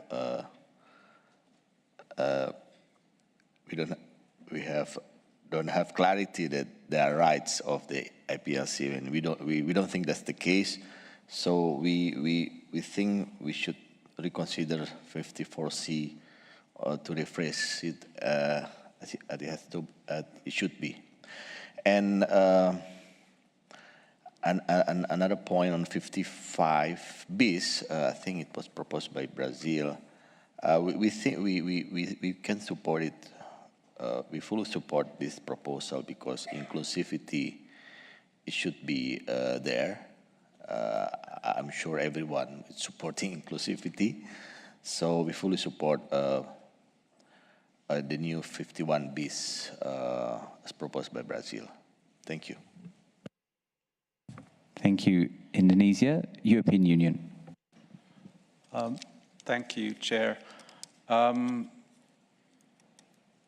I think we have had a long discussion on the fact that the new global fund that we would identify together with the Advisory Committee on Resource Mobilization would actually be under the authority and supervision of the Conference of the Parties. So just to confirm our understanding that the Conference of the Party has the power and the GEF has the ability to respond to the requests by the COP to do what it will be necessary. And I think we have had quite a good conversation on what type of governance arrangements we want. And we are confident that this will be possible. That is why, in a way, we are happy to continue discussing the issue that has been put forward for consideration by Brazil in that regard. On the issue raised by on 54C, we do recognize that this might give the wrong impression, and maybe we could solve it by a simple fix by starting C with how the rights have been respected. So we monitor the performance and the operation of the mechanism by a factor that said how the rights have been respected, and I think that is something that should clarify it in that regard. I have to say, and thank you very much to the colleague from Uganda for his explanation, I would have to see the exact formulation of that one to understand what is exactly meant. And I think that would be if Uganda has a sort of clear proposal, or whether the chair or secretariat, based on the proposal by Uganda, could actually work on a proposal that would enable us to understand what is exactly meant. Thank you. Thank you, European Union. I have a long list. I don't think we've got time, in all honesty, to keep negotiating the details of the list. I think what the co-chairs will do in consultation with the Secretariat and a number of parties is formulate a version of the chapeau, which will effectively state that an area for further work will be the factors according to which the operation of the mechanism will be monitored. So we will remove the list because I don't think that there's a prospect in the next few hours of being able to agree that. We will, of course, mentally, we know that list. We are aware now that those are, factors that we imagine we might want to monitor, and we will move on in that way. Thank you very much. I'd like to ask for brief interventions from non-parties, observers, stakeholders on Cluster D in its entirety. We won't have time to react to those, but I'd like to hear them, and the co-chairs will take them into account, and then we'll move into Cluster E. Thank you very much.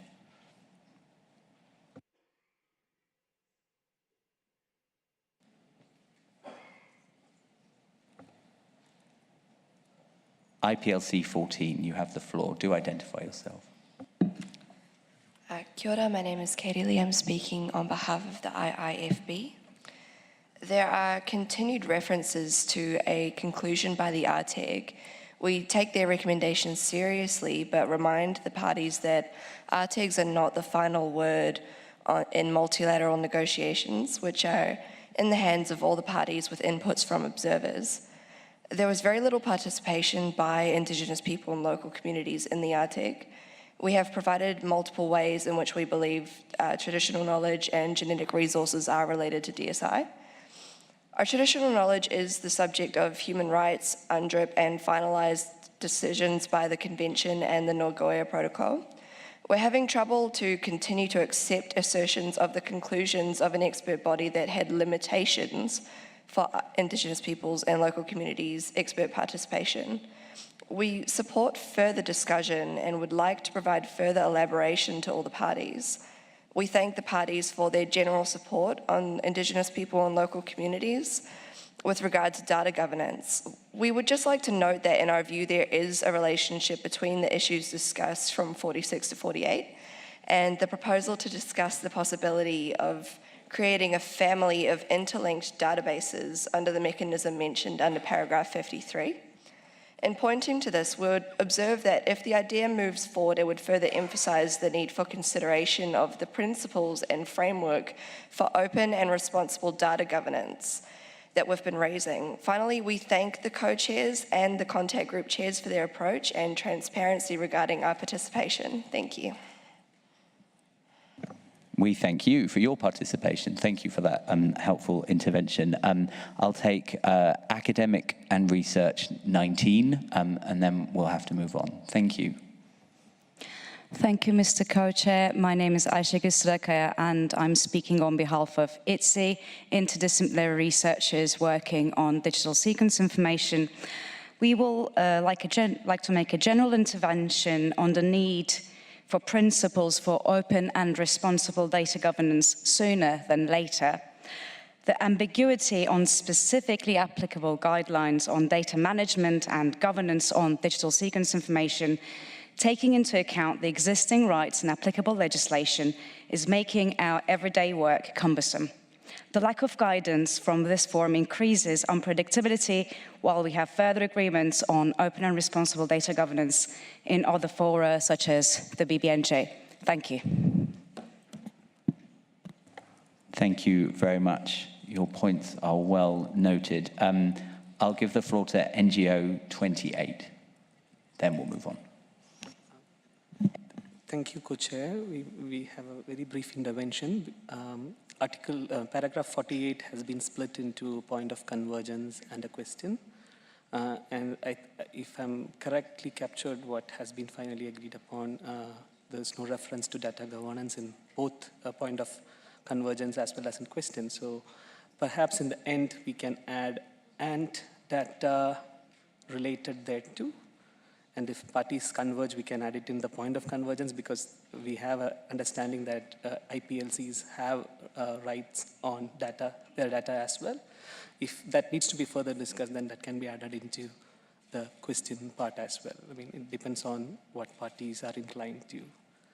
But just to have a clarity that we are talking about the data, I think explicit mention of data would be very useful. Thank you, Co-Chair, if the floor is inclined to consider our proposal. Thank you.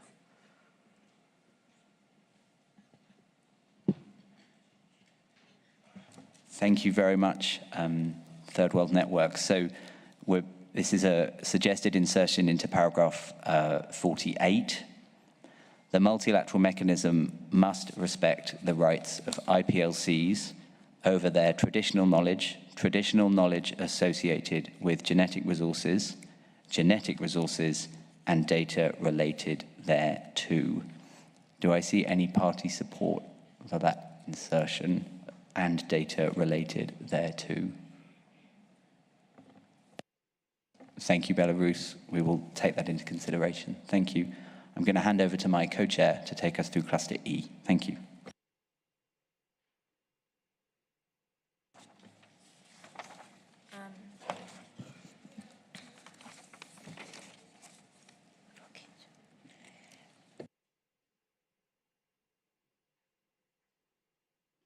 I'm so sorry. Japan, you have the floor. Thank you, Mr. Chair. We have the suggestion for paragraph 53, actually. We suggest to add the following language after the ending. The paragraph says the possibility of creating a family of linked databases under the mechanism. Then we suggest after this, comma, and also the possibility of database segmentation. We are suggesting this because we are concerned over the emergence of small databases or the data segmentation or data siloization. This emergence of small databases might deter the facilitated access to DSI. For this reason, we think this possibility must also be noted. Thank you. Thank you, Japan. Could you read your addition one more time?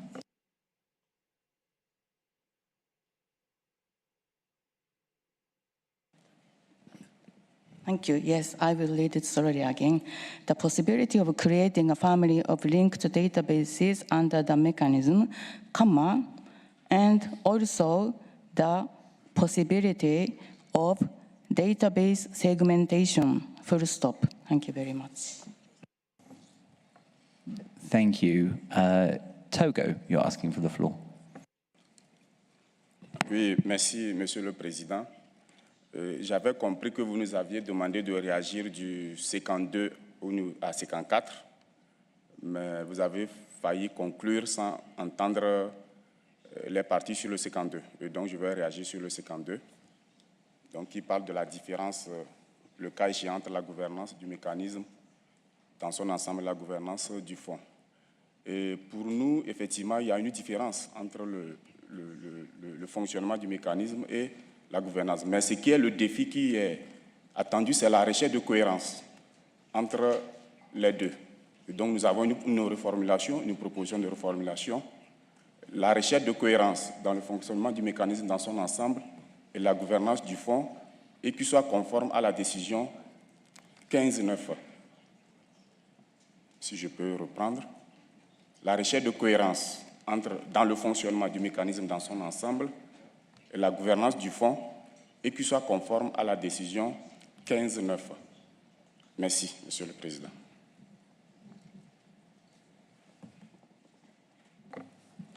Thank you, Togo. I might ask the Secretariat to repeat the suggestion on 52 one more time. Do you have it? I took it in French. You took it in French. Very good. Well, you can read it in French. Well, actually, je vais passer au français. Donc, j'ai raté un petit morceau. Donc, votre proposition est la recherche de cohérence dans le fonctionnement du système dans son ensemble et... Micro à Togo. Vous pouvez finir votre suggestion, s'il vous plaît. Oui, voilà, merci. Le micro est activé maintenant. Je relis.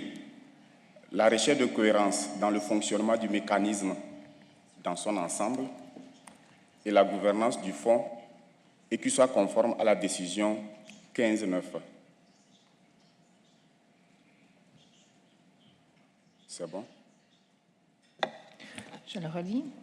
La recherche de cohérence dans le fonctionnement du mécanisme dans son ensemble et la gouvernance du fonds soit conforme à la décision 15-9. Merci. Thank you very much. So these are helpful suggestions from Togo and Japan. My concern is that these are areas for further discussion. We have a footnote on page 1 of the decision, which of the CRP, sorry, which I think makes clear that these are without prejudice to future discussions. I'm really keen that we move to cluster E. I see European Union. I'll give you the floor.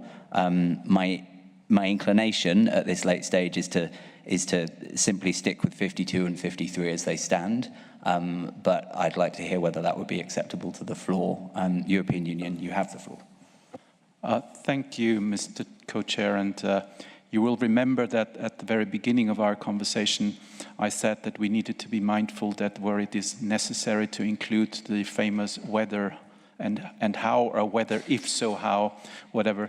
And I think that I just, on the occasion of the discussion on the proposal by Japan, I discovered one paragraph where this is applicable, and that's paragraph 52. And I think paragraph 52 is particularly, sorry, paragraph 53.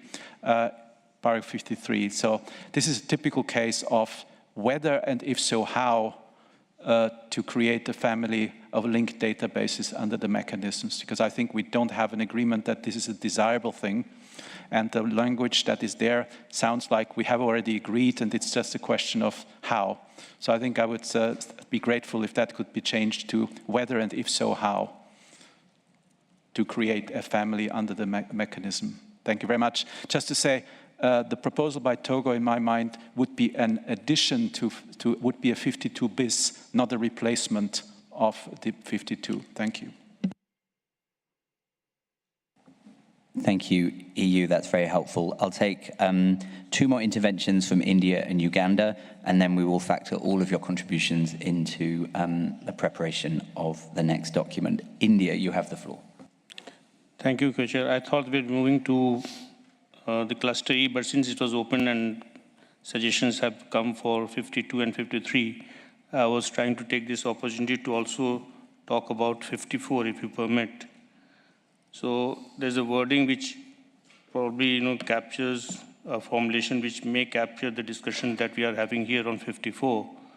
If we remove the word whether and just start by saying the factors according to which the operation and performance of the mechanism could be monitored should include A, B, C, and the suggestion given by Brazil, then I think these are all A, B, and C are basically the contours of the the parameters on which the operation and performance could be monitored.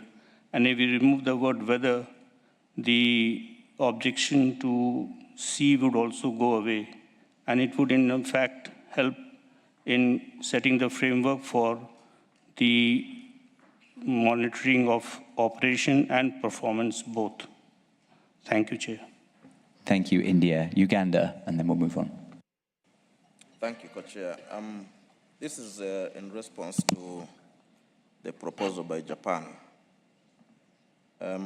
We appreciate the proposal by Japan, but we think that we will need really further discussions on that possibility of database segmentation, just to understand what this means actually. Thank you, Chair. Thank you, Uganda. I'll give the floor to my co-chair.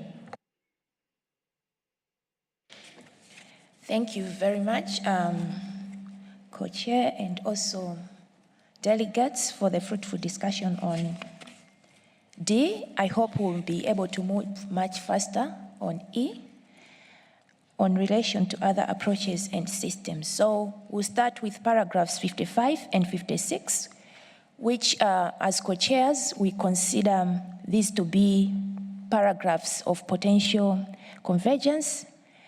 And we hope that maybe you also agree, but if you do not agree, then I'll ask you to take the floor and then provide the further elements on paragraph 55 and 56. The floor is open. I have Argentina followed by Chile. Muchas gracias, Presidenta. Estoy de acuerdo con la formulación de los párrafos 55 y 56. Me gustaría solicitar la inclusión a la referencia a la Organización Mundial de Propiedad Intelectual como uno de los ejemplos del párrafo 56 que en este momento están tratando el tema. Muchas gracias. Thank you. I give the floor to Chile. Gracias, co-chair. Primero que todo, quisiéramos apoyar la sugerencia argentina. Ahora voy a hablar en inglés. The wording of Decision 59 of DSI include the recognition that any solution for the fair and equitable sharing of benefits from the use of DSI on genetic resources should be mutually supportive of and adaptable to other instruments and fora, while recognizing that other fora may develop a specialized approach. Based on this, we would like to propose some modifications to the wording on 56. So this will read, there needs to be ongoing, instead of coordination, we will say cooperation, and with the other forums that are considering and delete a solution on. They're considering benefit sharing from DSI. This continue until to ensure legal clarity, and at the end, we will delete mutual supportiveness and add enable the multilateral mechanism. This is text of, from the decision. Enable the multilateral mechanism be mutually supportive of and adaptable to other instruments, while recognizing that other fora may develop specialized approaches. Thank you, Chair. Co-Chair. All right, so I'll just ask the Secretariat to read your proposal. From my understanding, you wanted to reflect the paragraph based on the decision that is already in 15/9, and also to replace coordination with cooperation. And then maybe you could also read it together with the proposal of Argentina, so that when people reflect, they reflect on both proposals.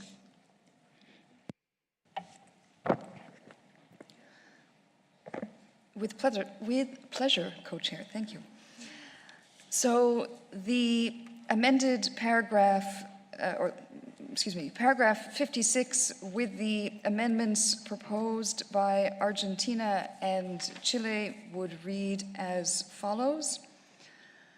There needs to be ongoing cooperation with the other forums that are considering benefit sharing from the use of digital sequence information on genetic resources, e.g. the International Treaty on Plant Genetic Resources for Food and Agriculture, the World Health Organization, the agreement under the United Nations Convention on the Law of the Sea on the conservation and sustainable use of marine biological diversity of areas beyond national jurisdiction, WIPO, and UNESCO, close parentheses, to ensure legal clarity and enable the multilateral mechanism to be mutually supportive of and adaptable to other instruments, while recognizing that other forums may develop specialized approaches. Thank you. Thank you, Secretariat. I'll give the floor to EU, then Colombia, and hopefully you should be able to react to also those proposals.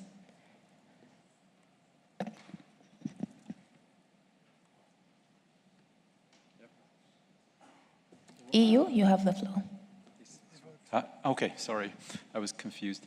Thank you very much, Chair. And from my perspective, there are two comments on paragraphs 55 and 56. I'll start with 56 because there were a couple of other proposals there. It looks as if the proposal by Chile actually covers a concern that we had, and we will read it again, but I think the way it was sort of we heard it from the floor and from the Secretariat, looks to be okay. We are not sure that we are convinced that UNESCO is actually discussing solutions to benefit sharing from the use of DSI. So I think that, and there will not be any specialized approaches under UNESCO to DSI in that regard.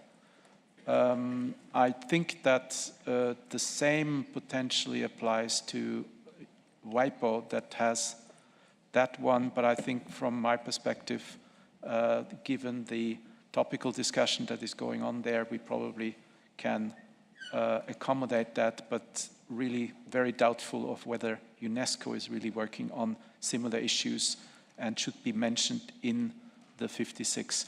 Now, on 55, we continue to have a sort of not be clear of what number of approaches under the Nagoya Protocol the multilateral mechanism could benefit from, and would perhaps, and we certainly agree that the listing of examples on non-monetary benefits is a good thing, so we leave that.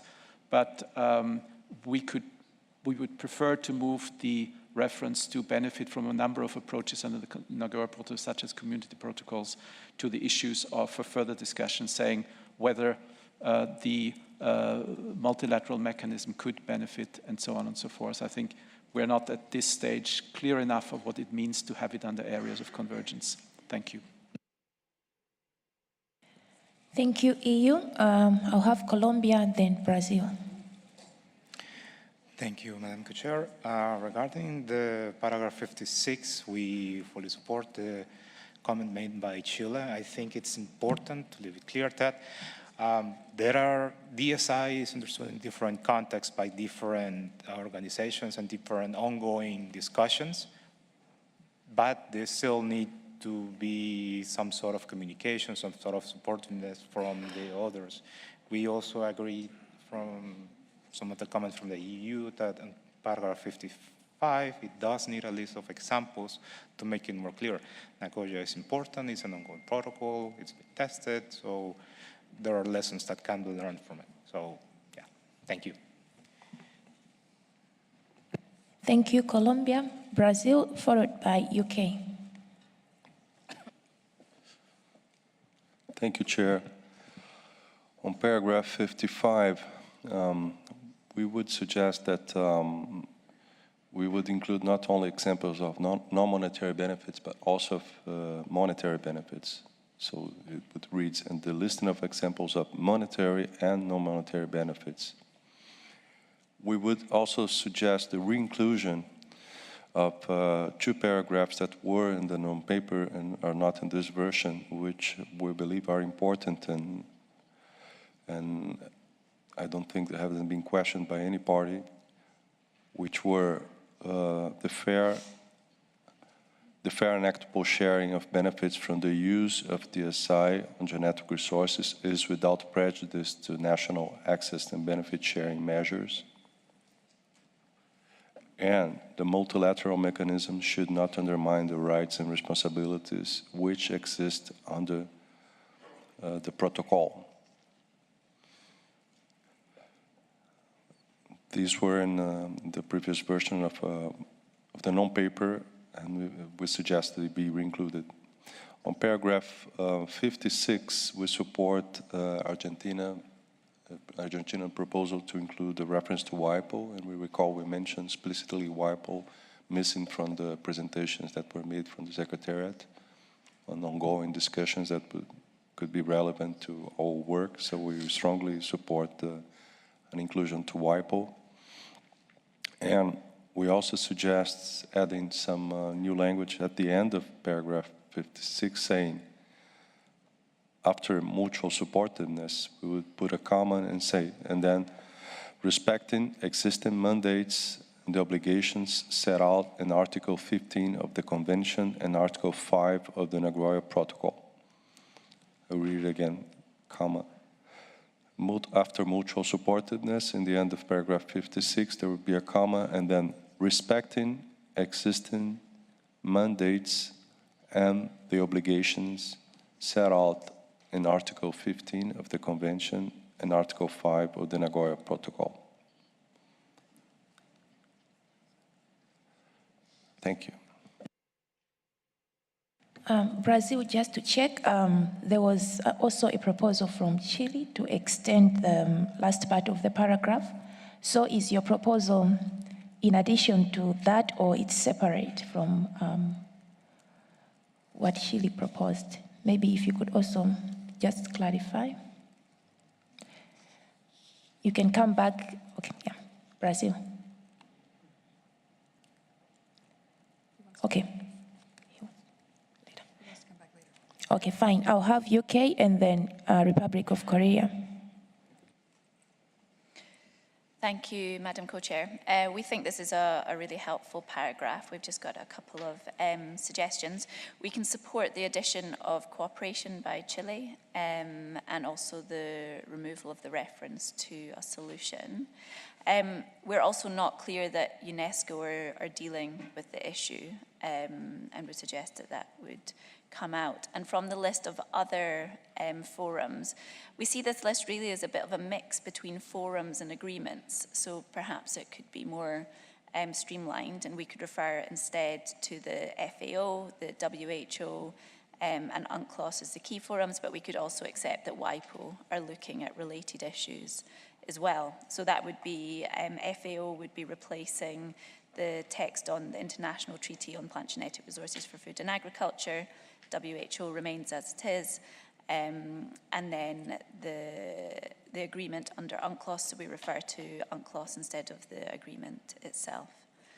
And on the Brazilian proposal, I would like a little bit more time to reflect upon that, but as a first reaction, I don't think we need to refer to articles of the Nagoya Protocol in this context. Thank you, Madam Co-Chair.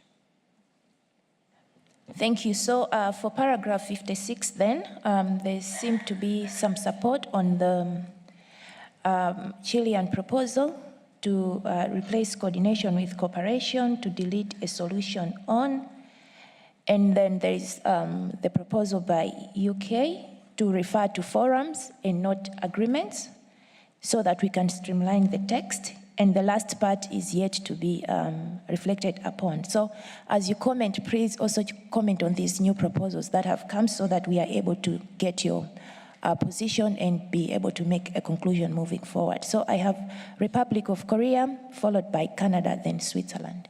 Republic of Korea. Thank you, Madam Chair. With regard to the paragraph 55, yes, so the multilateral mechanism could benefit from something. I'm not sure whether it is approaches or not under the Nagoya Protocol, such as the listing of examples, monetary and non-monetary benefits. And in this regard, Korea would like to support the suggestion made by Brazil, including the monetary. However, such as the community protocols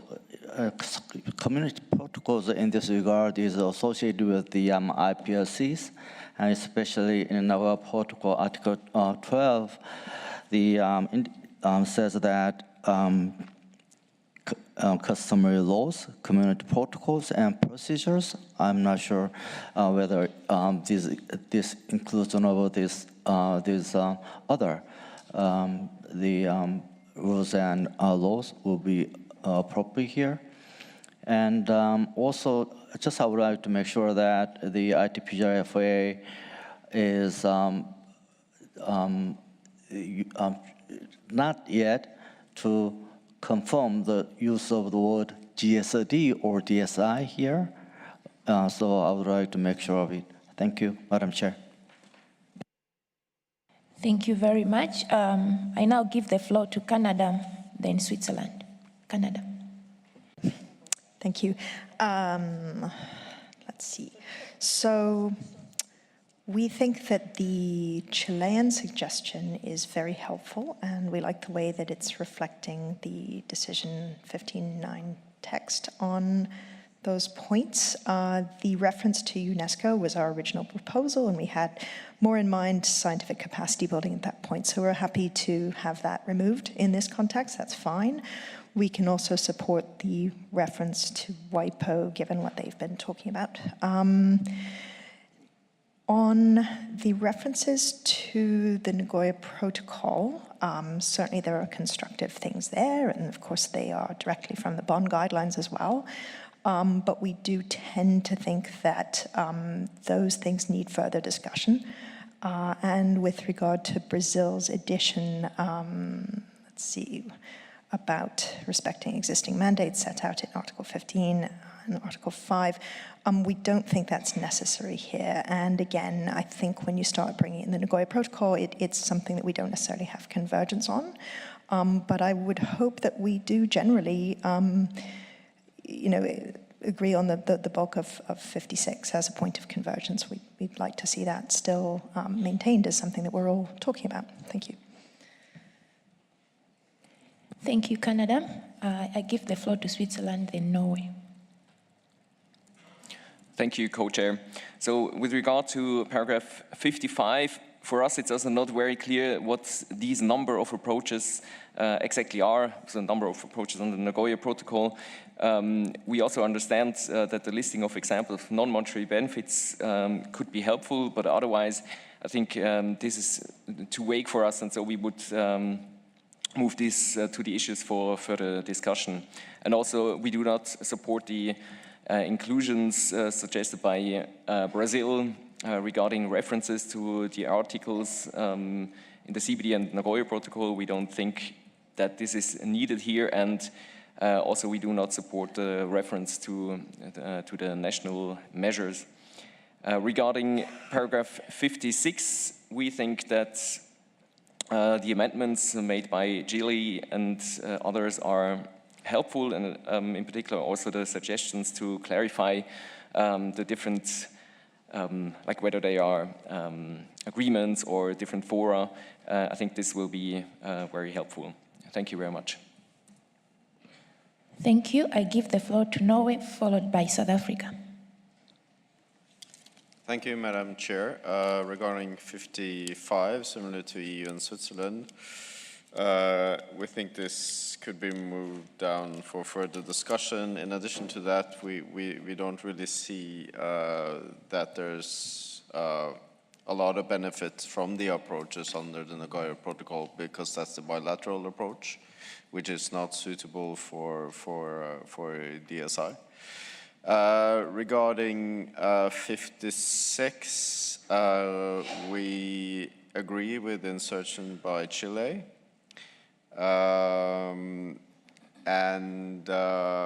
Regarding the proposal from Argentina to include WIPO, we have a question there because the Secretariat in their presentation didn't include WIPO as one of the other forums, and I would like to hear the explanation why, because there might be a reasoning, I think there is a reasoning behind that WIPO wasn't mentioned. So I think for the benefit of all, that rationale could be submitted. Regarding the Brazilian insertions, we'd have to reflect on it, but from a starting point, I don't see the need to for those references to the Nagoya Protocol or Article 15 in the Convention. Thank you.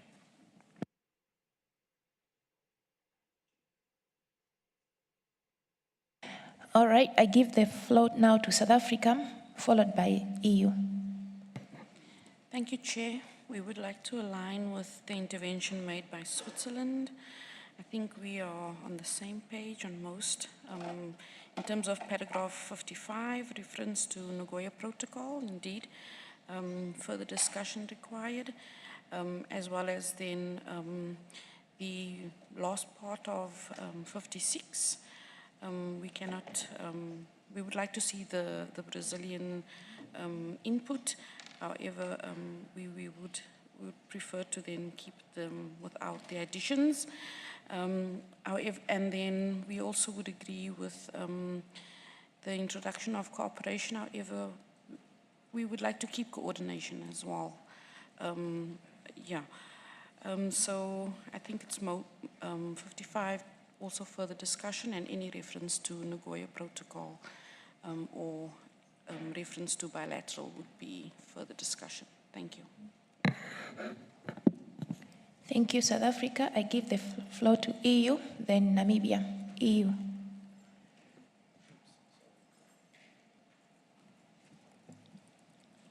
Thank you. I will only comment on additional proposals made by Brazil. The two paragraphs that he referred to were subject to a discussion, and it was stated there that they were actually paraphrasing elements of Decision 59, and we are not comfortable with bringing in selective quotes of paragraph 59 in this list. I think that it is covered by the framework text that the co-chairs have for this one.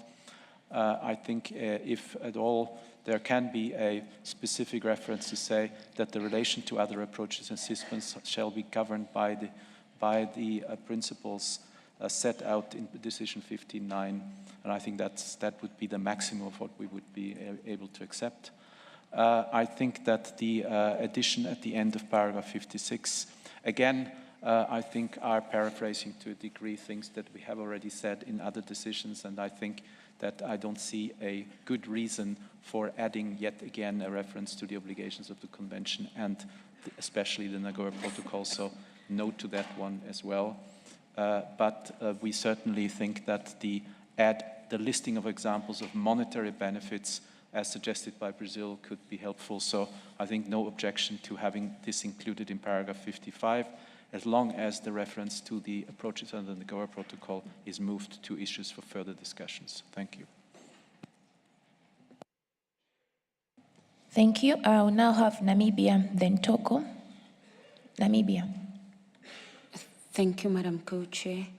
On 55, Namibia would like to support, on behalf of the African group, the reflections that were made by South Africa.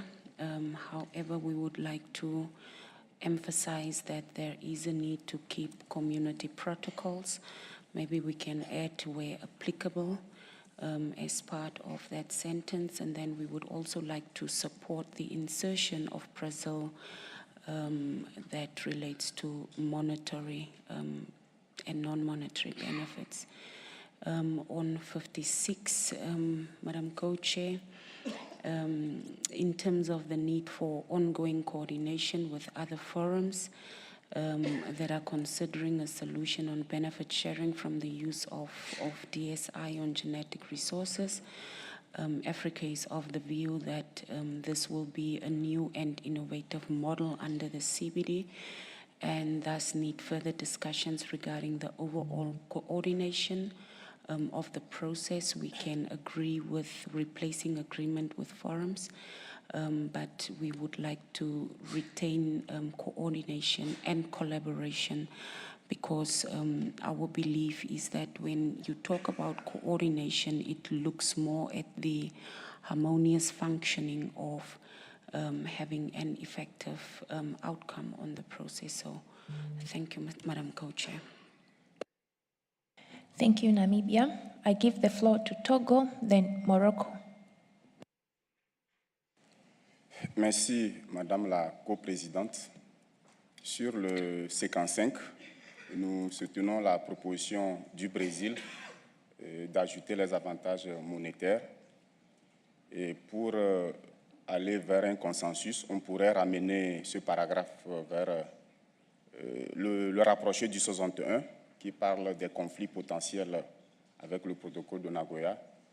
Mais on a quelques expériences quand même sur le protocole de Nagoya après tout, et qui est la mise en œuvre du troisième objectif de la Convention. Même s'il est bilatéral, il y a des expériences pratiques que le nouveau mécanisme pourrait s'inspirer. Donc, on doit garder l'élément et peut-être poursuivre les discussions par la suite.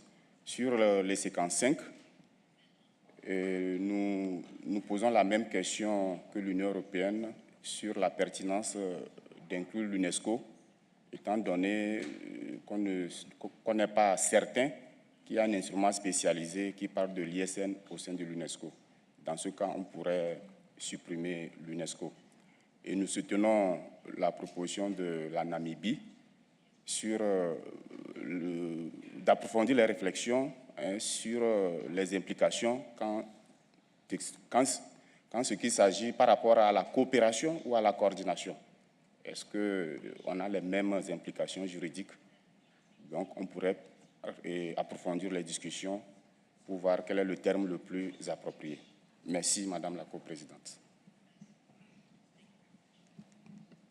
Thank you. I have a long list on this one, so I'll just take the countries that are on the list now, and then we'll close and propose a way forward. I'll have Morocco, Japan, Republic of Korea, Colombia, Indonesia, Argentina, India, and Cuba, and that will be it for this section of discussion. And after that, we'll propose a way forward, because we see that on 56, there's quite a lot of convergence. It's just about finding the right words, maybe to improve the paragraph. And on 56, there are some additional proposals, but there is a feeling that this should be moved to areas for further discussion, and you can see if that can be worked out. So I'll have Morocco, followed by Japan. Merci Madame la coprésidente. Je réagirai par rapport à l'article 55, paragraphe 55. Vous dites en fonction du modèle final adopté, c'est-à-dire qui sera adopté. En français, c'est comme ça que c'est écrit. En fonction du modèle final adopté, le mécanisme multilatéral pourrait bénéficier. Alors, il faudrait tout d'abord préciser, donner une précision à ce niveau-là du modèle qui pourrait être adopté, quels sont les différents types de modèles, et pourquoi on fait le lien avec, en fonction de ce modèle, il pourra bénéficier. C'est-à-dire pour plus éclaircir l'idée du lien avec les approches prévues par le protocole de Nagoya. Et si on parle ici d'approche, c'est quel type d'approche? Est-ce qu'on veut dire par des modèles de permis pour la transparence sur l'accès et le partage des bénéfices qui vont être tirés, qui découlent des produits des séquences numériques? Donc ici, tout le paragraphe, il n'est pas très clair, il parle en général, alors qu'on est en train de préciser les mécanismes et les choses à suivre par la suite. On est d'accord pour d'ajouter la liste aussi des avantages monétaires. Et merci beaucoup. Thank you, Morocco. Japan, followed by Republic of Korea. Thank you, Madam Chair. On paragraph 56, we agree with the proposal made by the UK to replace the individual names of these agreements with names of the international organization like WFP, WHO. We are not quite sure about UNESCO. We are not very much aware of their activities on the issues related to DSI. And reference on paragraph 55 and 56, reference to Nagoya Protocol, as many parties suggested already, we do not think reference to Nagoya Protocol is necessary. We do not accept this reference to Nagoya Protocol. Benefit sharing from the use of DSI is out of the mandate of the Nagoya Protocol. Thank you. Thank you. Republic of Korea, then Colombia. Thank you, Madam Chair. Actually, I forgot to say this one. As already Canada, Switzerland, EU, and Japan mentioned, Korea is not comfortable with the inclusion of the making a specific reference to obligations as well as a specific reference to specific articles in CBD or Nagoya Protocol, because it could send a wrong message or indication that DSI within the scope of CBD or Nagoya Protocol. Thank you, Madam Chair. Thank you. Colombia, followed by Indonesia. Thank you, Madam Co-Chair. Regarding the paragraph 56, we agree with some of the positions from our region. We believe that it's important to mention the mechanisms themselves rather than the organizations that are behind the mechanisms. I'm not sure about what the UNESCO is doing, but if the UNESCO has a mechanism, it would be important to mention it. Regarding the paragraph 55, and well, a little bit more in general. The Nagoya Protocol is important, but again, we're talking about the different mechanisms and how they can, the lessons that can be learned. There's going to be some instances where, I mean, Nagoya understands generative resources in a way, but this is about DSI, and if we start to discuss how DSI is understood with other treaties or mechanisms, there is going to be certain differences, and reconciling those differences is just going to, I mean, lead the discussion to where it doesn't need to be. So we agree that also perhaps not mentioning it, but mentioning a list of protocols like Nagoya, where this new mechanism could take some lessons, but not just Nagoya, but others as well. Thank you. Thank you, Colombia. So if I get you correctly, on 55, your proposal is to indicate that a number of mechanisms that could be learned from include, for example, Nagoya Protocol, and then we would go on. For example, I mean, in a way, 55 and the 56 sort of mention the same thing, that there are other mechanisms where we can take lessons and we can support those. I mean, we can support our mechanisms on other lessons, and, you know, it's a conversation. But not just one and not just focus on the Nagoya Protocol. This is its own mechanism. It's quote-unquote independent from the others. It understands DSI in a different context. So it's important that, well, it's important, Nagoya Protocol, it's not the only one. Okay, thank you very much. I needed that clarification. I'll give the floor to Indonesia, then Argentina. Thank you, Madam Chair. For paragraph 55, we support the Chilean Argentinian proposal, which I think it was supported by so many. And we also support this, the references to non-monetary benefits in 55, as it is clearly agreed in decision 15.9. We all, on 56, we are flexible with this forum, non-forum issue, as long as they are there. I mean, the spirit is to coordination. So we are flexible with the language, including adding a WIPO in this regard, because it's clear that they're also discussing our issue in their part. So we fully support coordination with them. And on the references to Nagoya, on CBD, I'm sure nobody will object, right?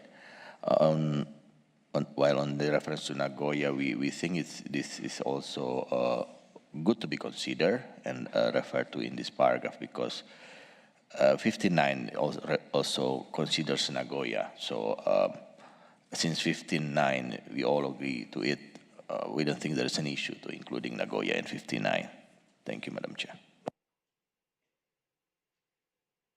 Thank you, Indonesia. I give the floor to Argentina, followed by India. Gracias, Presidenta. Quisiera referirme a dos intervenciones previas con respecto a las inclusiones, a menciones sobre el protocolo de Nagoya en este documento.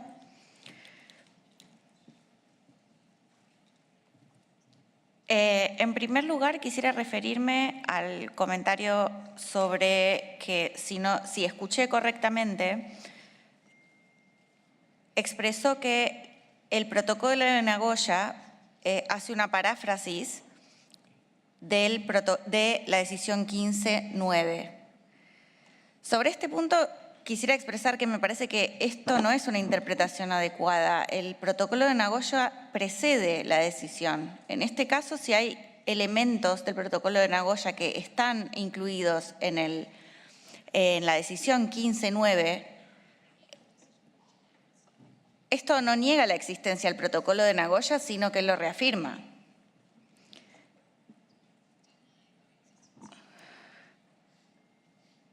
Lo reafirma. Y asimismo quisiera recordar que el primer párrafo preambular de la decisión 15.9 expresa que el convenio de diversidad biológica y el protocolo de Nagoya y otros instrumentos de benefit sharing son la base legal para el acceso a los recursos genéticos y la distribución de los beneficios de su utilización. En este sentido está incluida esta referencia y la conexión entre ambos documentos, entre el protocolo de Nagoya y la decisión de la COP15. Entiendo que negar esta vinculación es volver atrás en acuerdos que se alcanzaron en la negociación de esta decisión. Entonces, en este sentido entiendo que estas referencias a la vinculación con el protocolo de Nagoya son ya un elemento acordado y no son un elemento que requiere mayor consideración, porque están incluidas en la misma decisión.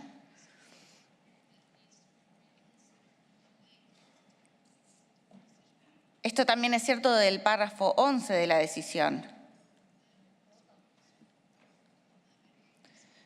Entonces, en este sentido, apoyo la inclusión que propuso Brasil en los párrafos, pero también este comentario refiere en general a la inclusión del protocolo de Nagoya como un elemento acordado y los elementos que componen la vinculación en la decisión 15.9, que es un elemento ya acordado.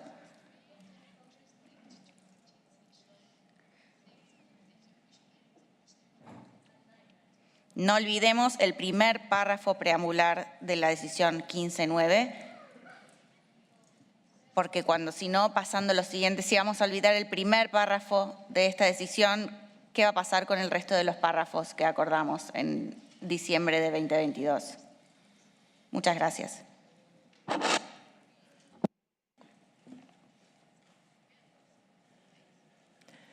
Thank you, Argentina. I'll have India, then Cuba, then I'll give the floor to the IPOCs, and then we'll see how we move forward. So India, then Cuba. Thank you, Chair, for giving us the floor. Regarding para 55, just like to reiterate what has already been told by Brazil and by Argentina at length. What is mentioned here is that the multilateral mechanism could benefit from a number of approaches under the Nagoya Protocol. And as has been already elaborated at length by Argentina, this is already something that is already part of the decision of 59, and it predates that. And when we are talking about multilateral mechanism, the existence of such a mechanism under the bilateral framework under the Nagoya Protocol is something that should be considered while finalizing the multilateral mechanism. The para only talks about the benefits that one could derive out of the Nagoya Protocol, and I see no harm in retaining it there. I would also like to support the insertion made by Brazil in para 55.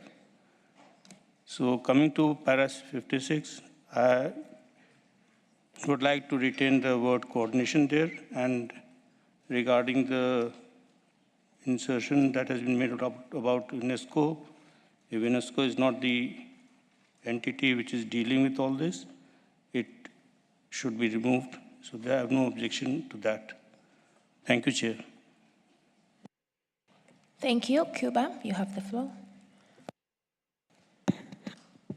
Sí, buenas tardes, señora presidenta. Cuba apoya todo lo expresado por Brasil, pero muy especialmente retomar nuevamente los dos párrafos que fueron eliminados del non-paper version 2 sobre las referencias al protocolo de Nagoya. Pensamos que en el grupo de contacto donde se tocó el tema había quedado claro que tenía que quedar en alguna parte del documento estas referencias puesto que en muchas partes del documento se hace referencia a diferentes aspectos de la decisión 15.9, no vemos por qué no se puede hacer referencia a esta relación entre el mecanismo y el protocolo de Nagoya. No vemos ninguna contradicción en citar nuevamente esta referencia y además reconocer así los derechos de las partes, derechos y también obligaciones de las partes. Muchas gracias. Thank you. Let me just consult with my co-chair.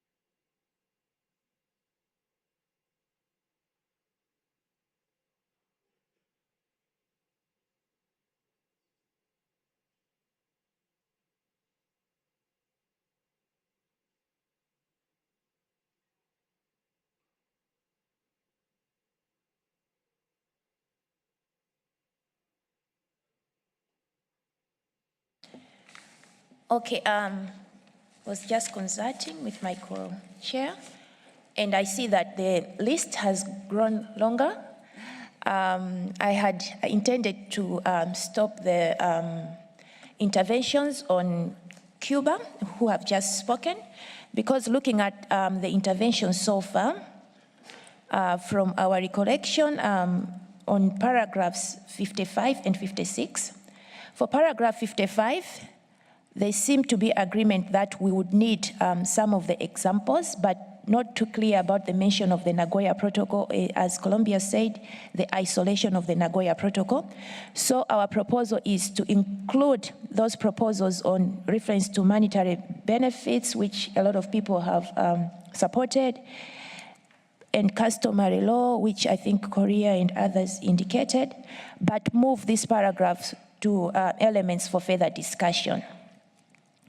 For paragraph 56, there seems to be agreement or convergence on the first part of the paragraph, where Chile proposed to include cooperation, and South Africa and others still wanted to retain coordination. So the proposal is to have both cooperation and coordination to reflect those views.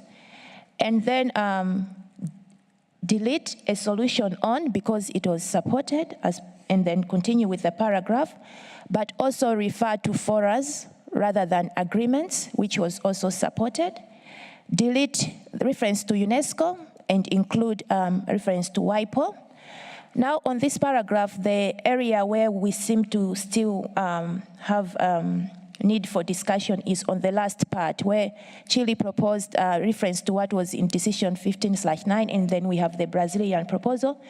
So maybe we'll move on, and if possible, as we make further discussion, it can be an area where maybe a small group could meet and then find a common solution on the last part. But if there is no agreement on the last part, we'll move that last part of this paragraph to areas for further consideration, because the first part of the paragraph is generally agreed, and we'll find a way of reflecting that in that way if we will not have agreement. Then there is also a proposal by Brazil to introduce 2 paragraphs that were in the non-paper that are referring to the Nagoya Protocol, which existed in the non-paper. So the first paragraph is the multilateral mechanism could benefit from, so the first paragraph is already what is in paragraph 55. And the second one is the multilateral mechanism should not undermine the rights and responsibilities which exist under the Nagoya Protocol, which was something that was in the non-paper. So we propose to move that way for now so that we can be able to move forward. That's how we intend to move forward on this. I'll have the IPLCs and then move to the other segments of the paragraph from 57. So IPLCs, then women. IPLCs, you have the floor. Thank you, Madam Chair, for making time for our comments. We just have a couple of notes here.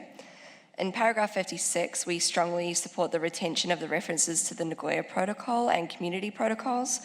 We're still negotiating the nature of the mechanism, particularly in relation to data governance and areas that are obligatory or voluntary. Community protocols can provide data users with information and metadata about their expectations for the treatment of DSI derived from species with sacred, spiritual, or other cultural values. At a minimum, these can be voluntarily taken into account through partnerships or other activities with Indigenous people and local communities. In paragraph 57, the IIFB supports the inclusion of references to WIPO and UNESCO. While its work is not specifically on benefit sharing, it's doing work that's related to data governance. The paragraph in the text only refers to benefit sharing, but we believe that coordination with other forums on issues of DSI, on genetic resources, should include all the issues that the CBD has taken up.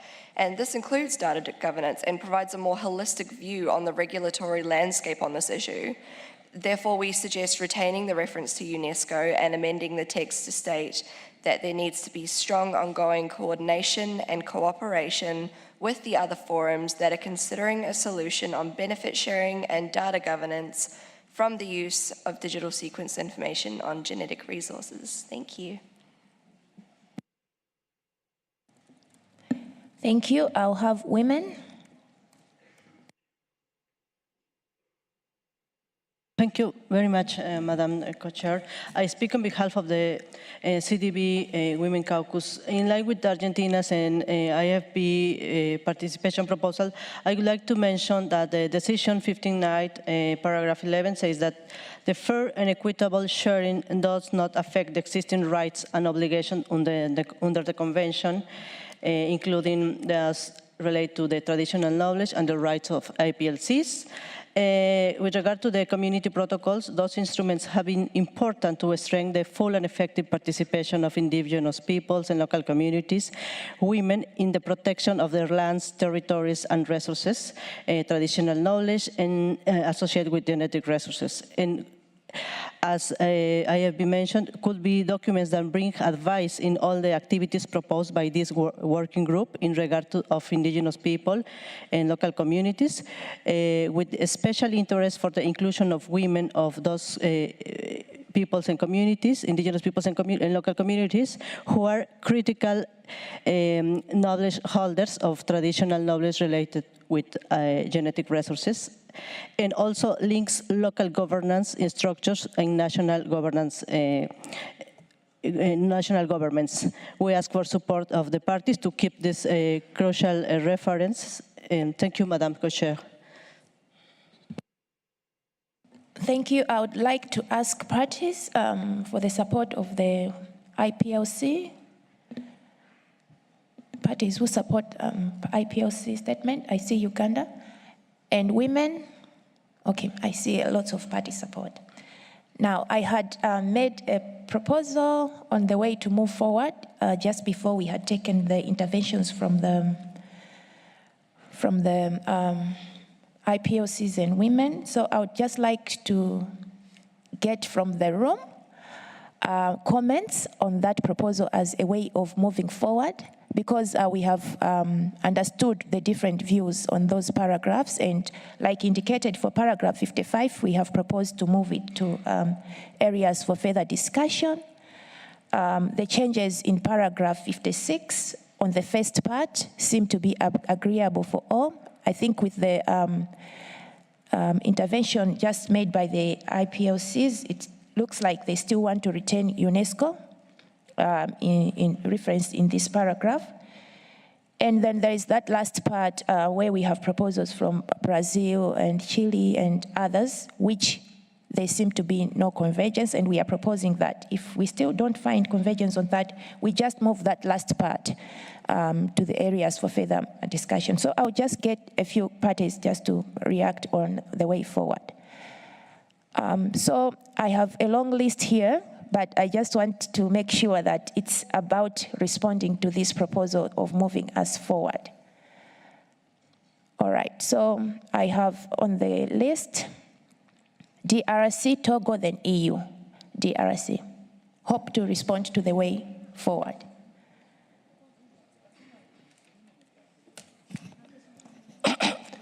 Merci, merci Madame la Présidente pour la parole.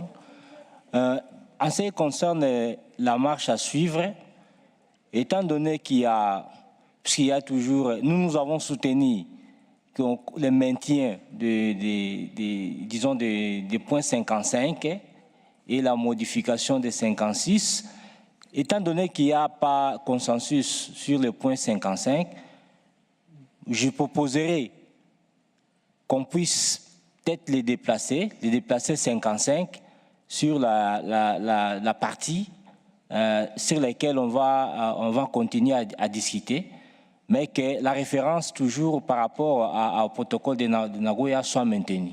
Voilà. Thank you. Togo, then EU. Merci, Madame la Présidente. Sur le 56, je suis d'accord avec votre proposition, mais maintenir UNESCO, bon, il faut qu'on nous fournisse encore des arguments, parce qu'il ne s'agit pas d'élargir la liste des institutions. Comme on le sait, plus il y a beaucoup d'institutions, la coordination n'est pas facile. Si ce n'est pas pertinent, il faut qu'on enlève UNESCO, à mon avis, dans la mention. Sur le 55, je soutiens mon collègue de la RDC. Je voulais fournir quelques arguments qui militent en faveur du maintien du protocole de Nagoya. Comme l'a relevé bon nombre de partis ici, notamment l'Argentine, déjà la décision 15-9, qui fait objet de discussion ici, déjà mentionnée dans l'annexe et la relation avec le protocole de Nagoya. Et je l'avais dit hier que dans la décision 15-9 a été entièrement entérinée par la décision NP4 au titre du protocole de Nagoya, lors de la dernière conférence des partis pour le protocole de Nagoya. Donc, l'ISN qui est discuté au sein de la CDB est également discuté au sein du protocole de Nagoya, parce que j'ai pu entendre certaines parties dire que le protocole de Nagoya ne parle pas de l'ISN. Donc, je les invite à revoir la décision NP4 au titre du protocole de Nagoya. Donc, cette question est pertinente et j'ai peur que nous reportions de réunion en réunion cette question si on n'a pas le courage de l'aborder ici en justifiant la pertinence de maintenir le 55. J'ai peur que de réunion en réunion, on va toujours le reporter et que rien ne sera fait sur cette question. Mais je pense bien que la question, le paragraphe 61 est revenu encore sur ça. Et donc, je suis en guise de convergence et de consensus qu'on puisse le ramener dans les points à éclaircir et en le reliant au paragraphe 61. Merci, Madame la coprésidente. Thank you. EU. Thank you very much, co-chairs. And I think it's fair to say that we are now in a debate on the reinterpretation of Decision 59, and I don't find it useful to enter into a long exchange. Suffice it to say that Decision 15/9 is prefaced by a statement saying recognizes that there are divergences of views with regard to the scope of the convention with regard to DSI, which actually is the entry point for all this, that 15/9 is a pragmatic decision where we decided to move forward and work on a practical solution to the issue of benefit sharing from genetic resources. So I think we can all throw paragraphs, selected paragraphs from the decision at each other. It's not going to bring us any further. So, and I think that it was very clear that the reason we had decision 59 was because, and we still have, radically different opinions on to what extent DSI fall under the scope of the convention, as some say, others on the scope of the protocols, as others say. So I think we are not here to solve that, and we're not able to solve that. And all the attempts to pepper the text with references to the Nagoya Protocol will not help. So I think that we need to be practical, because I think we have a couple of minutes left before interpretation goes out. And I think we actually have a lot of agreement here, which hides behind different interventions, but I really think we have convergence on many things. The way I understood our discussion, we have full convergence on paragraph 55 for the first sentence and the last bit of sentence, including the insertion requested by Brazil on the list of monetary benefits. I also thought I heard earlier say, the co-chair, that the part in the middle that says could benefit from a number of approaches under the Nagoya Protocol, such as community protocols, would be moved to the issues for further discussions, and we're perfectly okay with that. I think we have almost full agreement on paragraph 56 with the very good proposals made by Chile and by the additions made to that proposal by the African group. I think that we also have a full agreement among the parties that we would not want to mention UNESCO. I think that the only area of disagreement on paragraph 56 are the Brazilian proposals to add different elements related to the Nagoya Protocol and the Convention. And I think to make our life easier, if they really insist on having that, let's move it to the issues for further consideration and see how that helps there. With that, I think moving on could be relatively easy, because I think on the rest, we have, I think, real agreement on all of those things. Thank you very much.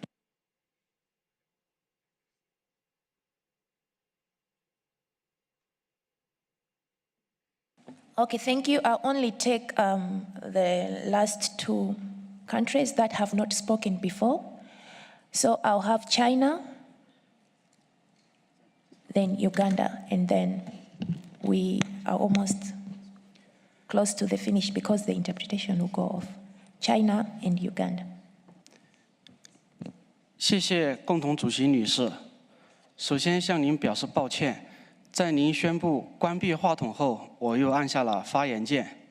毕竟我们现在已经有一点点过了午饭的时间。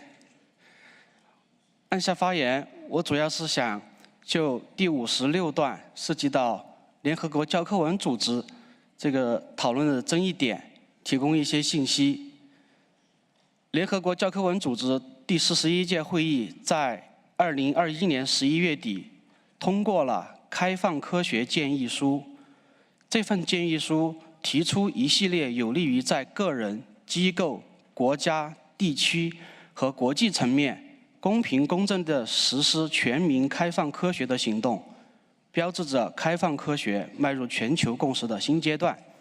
我们认为这份建议书和 DSI 的会议分享是密切相关的，而实质上我们在第15号协议9号决议里面，它的序言的倒数第4段也承认了这份建议书，因此我们也支持保留联合国教科文组织在这段话里面，同时呢，也对英国代表提出的增加其他相关论坛呢，保持一个开放。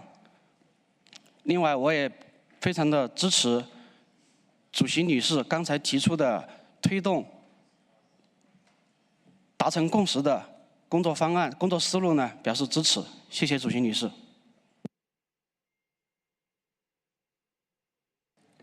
Thank you, Uganda. And then I think we have 5 more minutes before we close. So I'll only take the parties that have not spoken. And I think Switzerland as well have not spoken on this issue. So Uganda, you have the floor. Okay, thanks, Co-Chair. Our intervention here is mainly on 55 first. This I think I would say that I am rather disappointed by the approach that is being taken by the working group. It is agreed that there are divergent views on the scope of DSI, and this was already noted by 59. However, the working group can borrow lessons, can get lessons from anywhere, even beyond the CBD. 55, para 55, does not in any way try to put DSI under the Nagoya Protocol. Para 55 is just referring to approaches that could be, it could be from WHO, it could be from wherever. So I think that I would invite our colleagues to look at every instance when the Nagoya Protocol is mentioned, the import of the Nagoya Protocol in that situation. Because for this case, this paragraph does not in any way try to put DSI under the Nagoya Protocol. Rather, it is just looking for best practices wherever they are. We could actually omit putting Nagoya Protocol here and put other cases where we can get best practices for benefit sharing. And then secondly, we would like to support China and the women group and the IPLCs that UNESCO, if they have lessons that can be borrowed by this working group, well, we can include them. It is not that we are looking at DSI per se here. If they have lessons that we can borrow, then we can include them. So, Chair, my concern is that the trend that is being taken is that any mention of Nagoya Protocol is not welcome in the document. I think that's a worrying trend. Thank you, Chair. Thank you. Switzerland. Thank you, Co-Chair. I just want to make a short, very specific comment. So on paragraph 56, where you mentioned that the first part, there's seems to be a lot of convergence, and we also agree with this. However, we have still a concern regarding the exact formulation that these different fora are considering benefit sharing from the use of DSI. And so in particular, in our view, WIPO is, for example, not working on a solution for benefit sharing from DSI, and therefore we would just make a small amendment that we would add, like, that are considering benefit sharing from the use of digital sequence information, genetic resources, or related issues. And I think with this we cover all these concerns that not all the fora may work on the same issue, but on related issues, of course, of DSI. Thank you very much. Thank you, Switzerland. Let me just check on the time.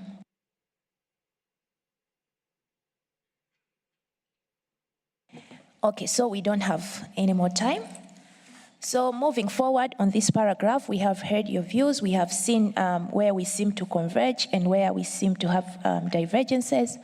So we'll proceed and we'll prepare some text in the next document that reflects the views that we have heard on this paragraph.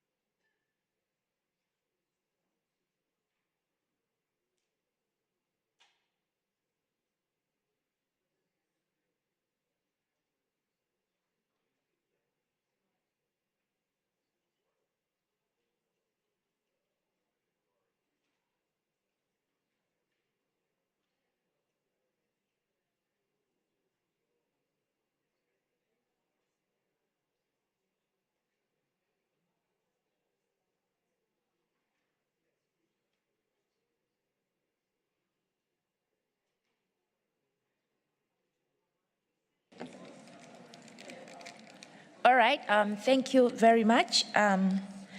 So we encourage you, because for these paragraphs that we have spent an hour looking at, there are just a few issues remaining for agreeing on convergence. So we encourage those parties, if you could at least try in the corridors to find some common language on this, it would be very helpful for us. And we note that we haven't attempted to discuss paragraphs 57 to 61. However, the time we had for discussing this CRP was this morning, and we'll carry paragraphs 57 to 61 as they are to CRP 3, noting that they haven't yet been discussed. And we will be able to resume around 3:30 to look at the CRP 3 based on the work we did yesterday as well as what we have done today. And it may not be exactly 3:30, but that's the proposed time for now. So we just encourage you to watch out on the screen the actual time that we meet again. So that's the way in terms of moving forward. I think my co-chair has something to add. Thank you very much, everyone, for a very good conversation today. We said earlier we'd establish a small group discussion on paragraphs 50, 51, and 51 bis. And that is open to all, but I'd encourage, please, Norway, the European Union, Brazil, Argentina, Indonesia, and Japan to take part in that conversation, but it's open to all. And that conversation will take place in room 15 at 2:15. So just outside at 2:15. No, it's upstairs. It's upstairs at 2:15. So room 15 at 2:15. Thank you, everyone.